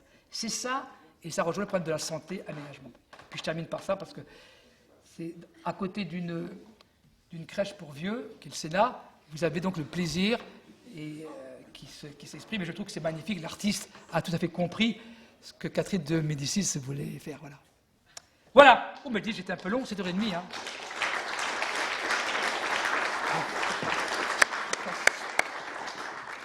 Merci Jean-Yves Chapuis. On prend peut-être quelques questions. Ouais. Je ne vous l'ai pas dit tout à l'heure, mais vous pourrez retrouver les propos de Jean-Yves Chapuis sur le site de l'IAUR, puisque nous avons enregistré, alors, on fera pas de coupe, il a dit parfois des gros mots, on ne va pas les couper, c'est Jean-Yves Chapuis dans le texte. Alors, allez-y. Merci. Je suis assez surpris de l'intervention vis-à-vis de l'intitulé. Je suis là si vous voulez me voir. Parce que finalement, tout le début de votre intervention, vous avez parlé des problèmes de notre société, mais sans nommer jamais les causes de ces problèmes. Pourquoi les gens n'ont pas d'argent, pourquoi les gens ont des maladies mentales, pourquoi les gens sont isolés, etc. Et vous avez parlé énormément de métropole. Et sauf que derrière le mot métropole, faut pas, vous l'avez, je trouve un peu dépolitisé, parce que finalement c'est une idéologie, la métropole. C'est un rêve qui nous est vendu, celui de l'attractivité, de l'excellence, de la concurrence, mais c'est aussi des villes qui excluent énormément, qui créent des infrastructures inutiles comme l'aéroport de Notre-Dame-des-Landes, et que finalement le travail d'urbaniste, la question c'est au service de qui et au service de quoi? Parce que finalement la ville telle qu'elle est construite aujourd'hui, il y a sûr les pouvoirs publics qui ont un rôle, mais finalement, son rôle est de plus en plus écrasé par les banques et les promoteurs qui font aujourd'hui la ville. Les quartiers des îlots entiers sont vendus aux promoteurs. Et l'exemple peut-être le plus absurde, c'est à Bordeaux, le quartier Gimco, un éco-quartier avec tous les guillemets de rigueur, où il y a, pire exemple, parce qu'il y a une terrasse qui s'est effondrée, tellement c'est collé quasiment à la colle UU, c'est vraiment des matériaux bas de gamme, etc. Mais derrière, il a été vendu tout un concept, et que finalement, la ville, elle est faite pour qui? Et du coup, en tant qu'urbaniste, pour qui on travaille? Autre exemple aussi, complètement à Rennes, l'immeuble Jean Nouvel, qui est quand même se vend très très mal, était annoncé un immeuble pour les riches, mais la preuve, ils en veulent pas, ils se vendent quasiment pas. Et que finalement, la ville, elle est faite par qui? Donc c'est les promoteurs, les banquiers, qui sont dans des logiques de productivisme, de consumérisme. La part Dieu, c'est fait pour consommer. Et sauf que ne pas poser la question de quels sont les produits qui sont proposés dans les magasins, d'où ils viennent, les déchets, etc. Et pourtant, tout ça, c'est des questions hyper importantes. Et finalement, si on regarde un peu des ouvrages un peu anciens, et Henri Lefebvre, dans les années 60, en parlait très bien de la critique de la ville à cette époque-là, et finalement, quand on rouvre ce livre, ça n'a quasiment pas changé. Et lui, il parlait d'un droit à la ville. Et que finalement, les nouveaux métiers de l'urbanisme, est-ce que c'est pas cela? C'est des métiers qui accompagnent, aident, soutiennent le droit à la ville, le fait que c'est pas le droit de propriété qui prend le dessus, mais le droit d'usage, le fait de pouvoir s'approprier, de réouvrir des espaces collectifs, qu'on lutte contre ce productivisme et ce consumérisme. Et que finalement, les nouveaux métiers, aujourd'hui, on voit plein de collectifs de jeunes architectes, urbanistes, graphistes, designers, etc., qui se créent, qui font la ville avec les habitants. Alors le phénomène en France est assez petit par rapport à ce qui peut se passer en Espagne depuis plus longtemps, et comment les villes aujourd'hui sont gérées, les villes qui ont été reprises par la société civile comme Barcelone, Madrid et d'autres, où une place est vraiment donnée aux habitants pour concevoir l'espace. Et enfin, je termine là-dessus, et aussi en Amérique latine, cas qui n'est jamais pris en exemple en France, mais sur lequel on a beaucoup à apprendre chez nous. Merci de votre question. Jean-Yves? Vous avez beaucoup de certitudes, hein. Moi, je n'ai pas vos certitudes. L'Amérique latine, écoutez, je travaille actuellement à l'INTA. Vous voyez ce qui se passe à Caracas, et dites-moi si c'est une ville sympathique, où il y a 300 morts chaque semaine. Je ne sais pas. Moi, je pense que vous avez trop d'idéologie dans ce que vous dites. Je vais prendre deux exemples. L'immeuble Jean Nouvel. Moi, j'avais eu l'occasion de faire un article dans la presse en disant il faut aussi loger les riches. Et c'est normal que les riches payent. On ne dit pas qu'il est vide, il est plein pratiquement. On ne dit pas qu'il est vide. Mais qu'est-ce qui est important sur les bords de Vilaine? C'est qu'il y a des locatifs sociaux, il y a de l'accession sociale, il y a de l'accession libre, et il y a cet immeuble-là qui coûte très cher, que les gens payent très cher, et il y a une péréquation de charges foncières pour payer les autres charges foncières. C'est ça qui est intéressant. Et on a besoin de loger tout le monde. C'est ça que j'ai expliqué. Alors, il y a plein de choses que je n'ai pas dites sur la ville, bien sûr. Mais si vous voulez, faites attention au discours un peu... Bon, le consumérisme, enfin, faites attention, on a besoin de consommer aussi. On peut consommer différemment. C'est ce qu'on fait, c'est ce que Lipovetsky explique très bien. La consommation, elle a beaucoup changé, elle continuera à changer, tout ça. Mais allez dire à quelqu'un qui gagne 600 € qu'il ne faut pas qu'il consomme, vous savez, moi je me méfierais, vous voyez. Donc soyez plus ouverts, mais je ne peux pas vous dire autrement. Par contre, je n'ai pas... Vous dites des choses bien, mais soyez plus ouverts. Là, vous avez Notre-Dame-des-Landes, bon, il y a un débat, mais faites attention aussi à regarder pourquoi Notre-Dame-des-Landes aussi, peut-être c'est un peu plus complexe, quoi. Donc, vous voyez, voilà. Mais c'est l'intérêt, il y a du débat, il y aura toujours du débat. Alors, ne dites pas que je n'ai pas parlé de l'inégalité, des modes de vie, des questions, des logements, tout ça. Enfin, j'en ai parlé, mais d'une façon un peu différente. Voilà. Et puis, il n'y a pas que le droit à la ville, Henri Lefebvre. Patrick Brauzek, qui était maire de Saint-Denis, il dit le droit à la centralité, qui est fondamental. C'est la mobilité sociale qui est fondamentale aujourd'hui. Donc, il y a un peu moins de certitude, si je peux vous aider, et ouvrez-vous à plus de choses en étant moins idéologique. Ça vous servira et ça permettra un meilleur débat. Voilà. Une autre question ou deux autres questions?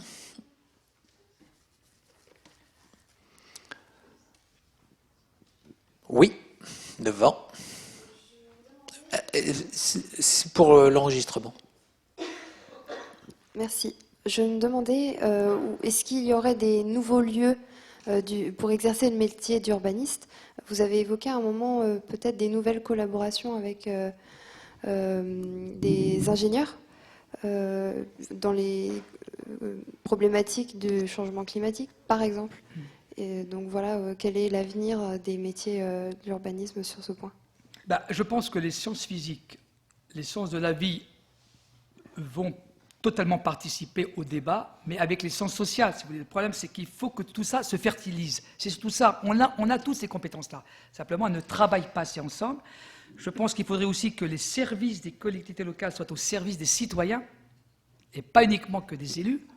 Alors croyez-moi que là, il y a du boulot, c'est-à-dire qu'ils puissent aussi aider les gens à travailler, à participer, et que les urbanistes qu'on choisit travaillent aussi avec les gens. On a fait, intéressant sur Nance Liévin, on a fait tout un film sur ce que les gens pensaient de la ville, de ce qui se passait. Et on a passé le film devant les services. Ça a été dramatique. Ils ont vécu ça comme une espèce de déni, si vous voulez. Et nous, on ne met pas en cause leur métier ni leur travail. On dit, regardez ce que disent les gens. Et il n'y a pas de correspondance. C'est ça qui est, vous voyez, qui est... Donc je crois que tout ça, ça va changer. Je pense que les institutions locales vont complètement bouger. Aujourd'hui, ce n'est plus possible. Moi, j'ai vécu à une époque, enfin, en tant qu'élu, à une époque où les cadres étaient interrogés par Ouest France. Non seulement les élus, mais les cadres. Aujourd'hui, je ne suis pas sûr que ça existe. Vous voyez, je pense qu'il va falloir s'ouvrir plus. C'est-à-dire que le pouvoir sera plus partagé, mais on doit décider. C'est pour ça que je dis que l'espace politique, il doit toujours exister, il doit même se renforcer. Mais en même temps, il doit se décentraliser et surtout avoir des liens avec cet espace public où on a donc ces moments de rencontre continuelle avec des gens qui ont des compétences différentes et qui permettent de voir les problèmes de façon un peu différente. Vous voyez, le travail, encore une fois, sur la santé et l'aménagement que je fais à Lyon, c'est dur de le faire rentrer dans l'organisation ou avec les services qui sont toujours pris par autre chose, quoi. Et puis je crois qu'on technifie trop, on fait trop de réunions, et on ne laisse pas les services travailler, et les élus, souvent, ne travaillent pas suffisamment. Ils ne réfléchissent pas. Voilà. Vous voyez, on attend toujours qu'allez, le service va nous préparer à quelque chose. Uniquement de réfléchir. Moi, je le vois, quand je réunis les élus et que je les fais travailler là, sur des tables, là, c'est difficile. Hein. Quelquefois, ils ont du mal, quoi. Ou ils disent n'importe quoi. Alors, ils parlent de transition énergétique, là, je ne sais pas pourquoi, de trucs, tout ça. Par exemple, à Royan, 80 habitants, à un moment, je leur dis, mais pourquoi voulez-vous recréer une centralité alors que Royan est petit, 15 000 à 20 000 habitants? Est-ce qu'on n'est pas dans une grande agglomération? On n'est pas Rennes, pas Nantes. Là. Est-ce que vous ne croyez pas qu'il y a plusieurs plutôt centralités? En plus, vous n'êtes pas loin de Saintes, pas loin de La Rochelle, pour les cinémas, tout ça, voilà. Est-ce que vous croyez que Royan sera là? Mais non, peut-être pas. C'est autre chose, donc réfléchissons autrement, vous voyez? C'est ça, il faut s'obliger. C'est ça la curiosité, s'ouvrir sur plein d'autres choses. Et moins d'idéologie. Attention. Vous n'avez pas parlé de la France périphérique. C'est dommage, mais... Oui. Mais je ne dis pas que j'ai raison, mais je dis, discutons, échangeons. Alors... Elle n'est pas faite que par les promoteurs et par les banquiers. C'est un peu plus compliqué. Hein. Mais il faut bien qu'il y ait des banquiers quand même et des promoteurs, parce qu'il faut prendre des risques aussi, ça y est. Mais si vous suivez le Master Mouille, vous avez les promoteurs qui viennent expliquer ce qu'ils font. Mais ce qu'ils font n'est pas toujours non plus excellent. Mais quand même, vous savez. Alors... Une dernière. Et une dernière.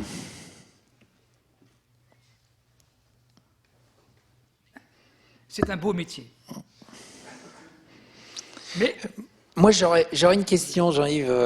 On parle souvent, on a souvent parlé comment tu appréhendes les choses et comment les instituts comme les nôtres, à un certain moment, appréhendent différemment, peut-être que toi, mais on appréhende aussi par les contacts que l'on a sur les projets que l'on suit. Et la question, c'est effectivement, tu nous expliques que l'important, c'est avant tout, c'est le pourquoi. C'est pourquoi on fait les choses. Et puis le comment, il vient après, et on fait avancer les choses. Mais moi, la question centrale que je me pose, parce que je suis assez d'accord avec toi, c'est qu'il faut davantage s'ouvrir aux autres, y compris aux citoyens, il faut renforcer ce dialogue permanent, mais à un certain moment, il faut quand même faire la synthèse. C'est-à-dire qu'il faut la synthèse. Et comment on fait cette synthèse? Qui fait cette synthèse? Dans quelles conditions on fait cette synthèse? Parce que là, tu parlais tout à l'heure de Berlin et de l'Allemagne.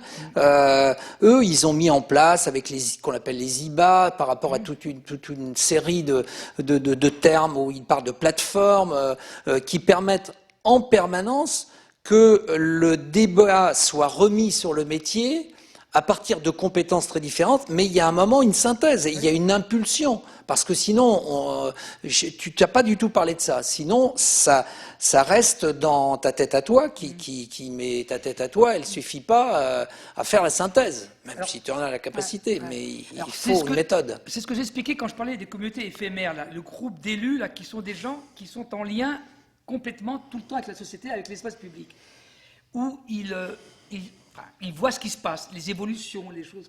Et à partir de là, il y a des problématisations nouvelles. Et l'espace politique, les fameux exécutifs, se saisit de ça. Et à un moment donné, prend des décisions par rapport à ce qui s'est fait là. Par exemple, le fait de dire, par exemple, le thème de la redécouverte des fleuves, par rapport donc, au temps libre privatisé, tout ça, etc. Permettre aux gens d'être en vacances dans sa ville, ce thème-là. Bon. Donc tu le travailles, tu avances avec tes quantités de compétences, tout ça, etc.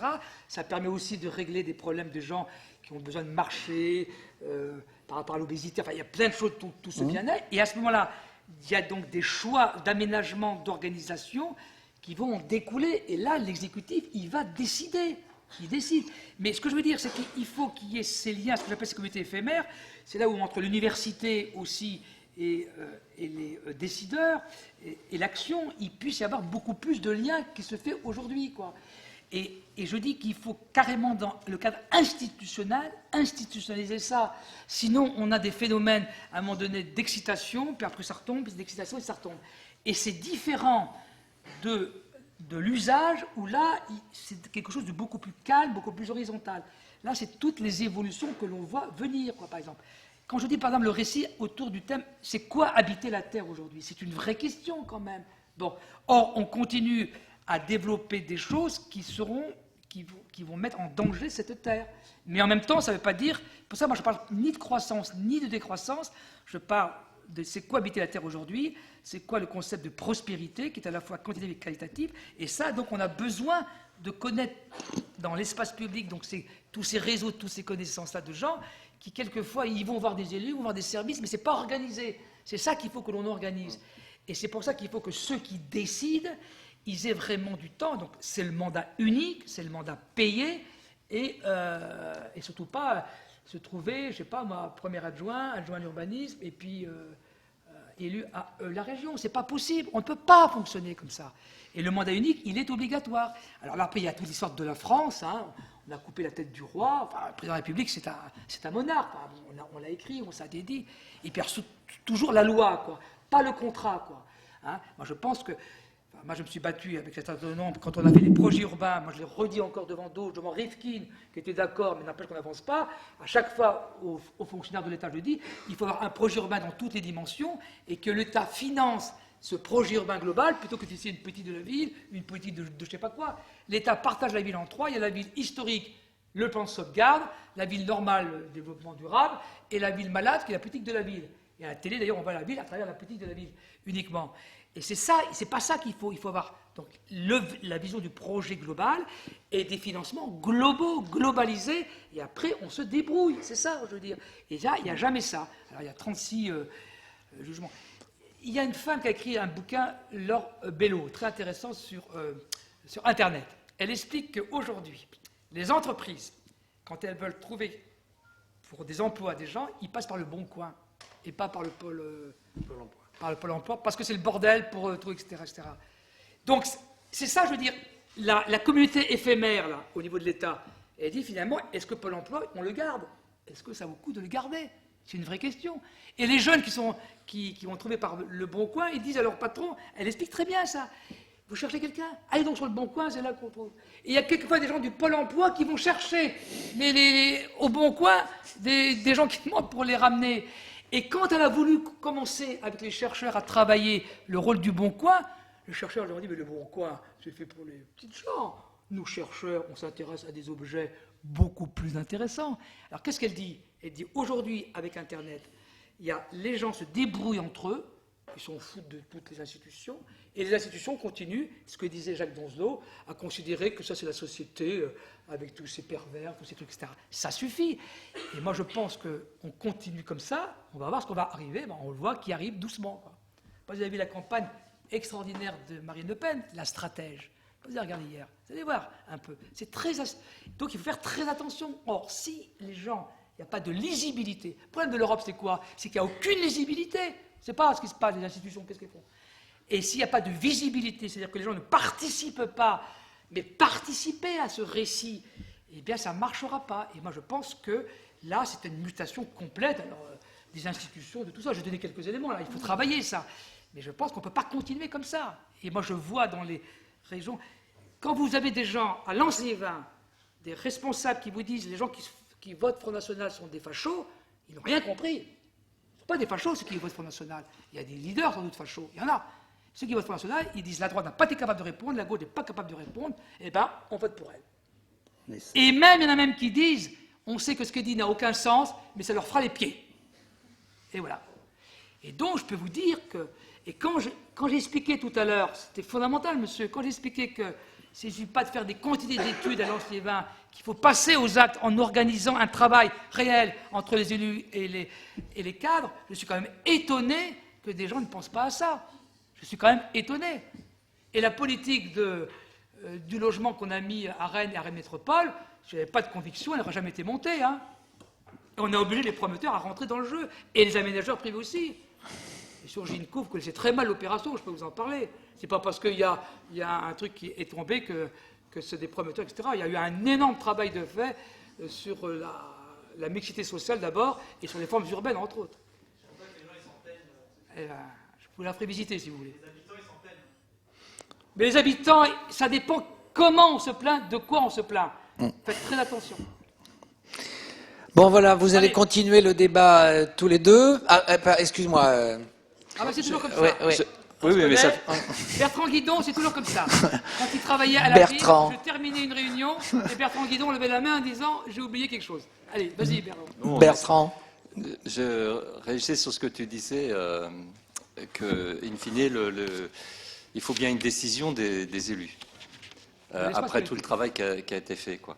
Alors, la question, c'est est-ce que, en fait, il y a, disons, un modèle de préparation des décisions idéales impliquant les gens, enfin, etc., comme tu l'as très très bien expliqué. Mais à l'arrivée, est-ce qu'il y a, disons, une ville idéale, ou est-ce qu'il y a un projet idéal, ou est-ce qu'il peut y avoir un projet de gauche ou un projet de droite, par exemple? Ce que je pense, moi, c'est qu'il faut que les gens participent, donc par le biais de... Alors, participent, il ne faut pas non plus emmerder les gens, parce que les gens, ils n'ont pas toujours envie de participer sur des projets. Les gens, ce qu'ils veulent, c'est qu'on réponde à des questions de la vie quotidienne. Moi, je me méfie quelquefois quand on demande aux gens qu'est-ce que vous voulez, on va vous demander de participer. Il y a des gens qui en auront le bas, qui n'ont pas envie. Parce que les gens ont besoin aussi d'être protégés, quand je disais. Hein, l'incertitude, la souffrance, il y a à la fois l'émancipation et la protection. Et je pense que là, il y a une nouvelle question. Comment est-ce qu'on protège les gens aujourd'hui et les adultes? Ce que je racontais quand la maire de Nantes me disait, cette jeune femme, comment est-ce que je prends ce mal-être en place? Je pense que là, il y a une vraie question. Donc, c'est ce que je disais, les routes sociales. Comment est-ce que je traite ça? Et c'est là que les communautés éphémères vont pouvoir réfléchir à la manière dont les gens sortent de l'emploi, comment ça se passe, tout ça, etc. Ça fait 40 ans en France qu'on aide le chômeur et qu'on n'aide pas l'emploi. C'est une vraie question de fond. D'où les problèmes de flexibilité, de plein de choses, qui sont difficiles à traiter, mais qu'on ne traite jamais. Je me souviendrai toujours, le responsable de Futurible, Hugues de Jouvenel, il me dit il avait proposé au Conseil économique et social de réfléchir, donc dans le cadre du Conseil économique et social, entre le patronat, les syndicats, les associations, à d'autres formes de contrats, de boulot, mais de réfléchir ensemble. Et tout de suite, les gens sont bloqués en disant il n'en est pas question. Et bien, si on ne fait pas ça, voilà, c'est ça que je trouve, c'est ça que je voudrais que l'on fasse. C'est-à-dire qu'on s'oblige à remettre de côté un certain nombre de choses. Puis après, il y a des différences, oui, il y a des divergences. Hein. Je pense qu'il n'y a pas de politique urbaine sans politique foncière. Malheureusement, beaucoup de villes n'en font pas. De gauche, de droite, mais de gauche aussi. C'est une vraie question. Mais après, je pense qu'aujourd'hui, il y a une refonte complètement des logiciels de droite et de gauche, de toutes les façons aussi, par rapport à un monde incertain. Oui, une petite dernière, parce que il faut que l'on Je quitte. m'excuse, j'ai du mal formulé ma question tout à l'heure parce que j'ai pas vraiment eu la réponse. Y aura-t-il des nouveaux lieux, structures, entreprises, où exercer les métiers d'urbaniste? Ce que je vous disais, oui, je disais que je pense que dans l'urbanisme, on travaillera aussi directement aussi pour les habitants. Vous voyez, les services, par exemple, travailleront aussi pour les habitants. Travailleront aussi, je pense que le milieu économique va complètement bouger aussi et va être obligé de travailler aussi beaucoup plus avec des urbanistes, réfléchir différemment. Je veux dire que tout le monde va être amené, si vous voulez, il y aura un mélange beaucoup plus important, quoi. Ce qu'on a fait, par exemple, sur le centre commercial à Lyon, sur la Part-Dieu, est très important, parce que ce centre commercial qui a 37 millions de personnes, par exemple, les femmes d'origine maghrébine acceptent de rencontrer des médecins pour le dépistage du cancer du sein dans le centre commercial qu'elles ne feront pas dans les quartiers, par exemple. Vous voyez. Donc, il y a un changement complet de la manière de concevoir ça. Donc, tout le monde va se mêler un peu de tout, si vous voulez. Le droit d'ingérence.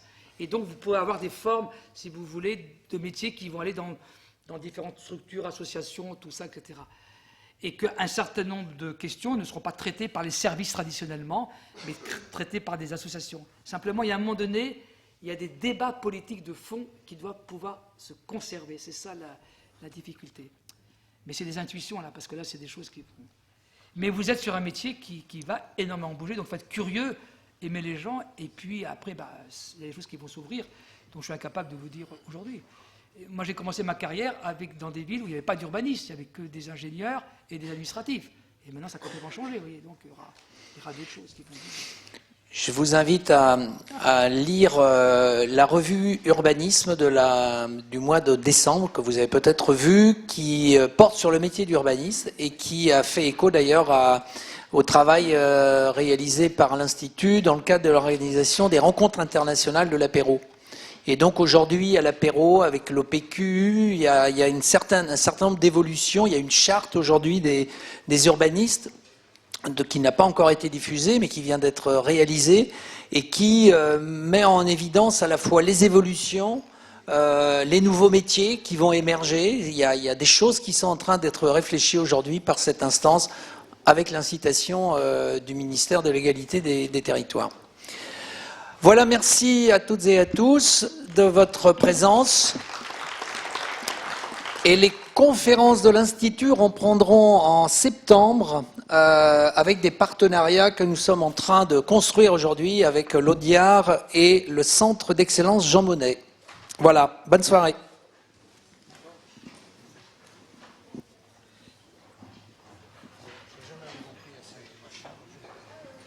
Bon, écoute, voilà.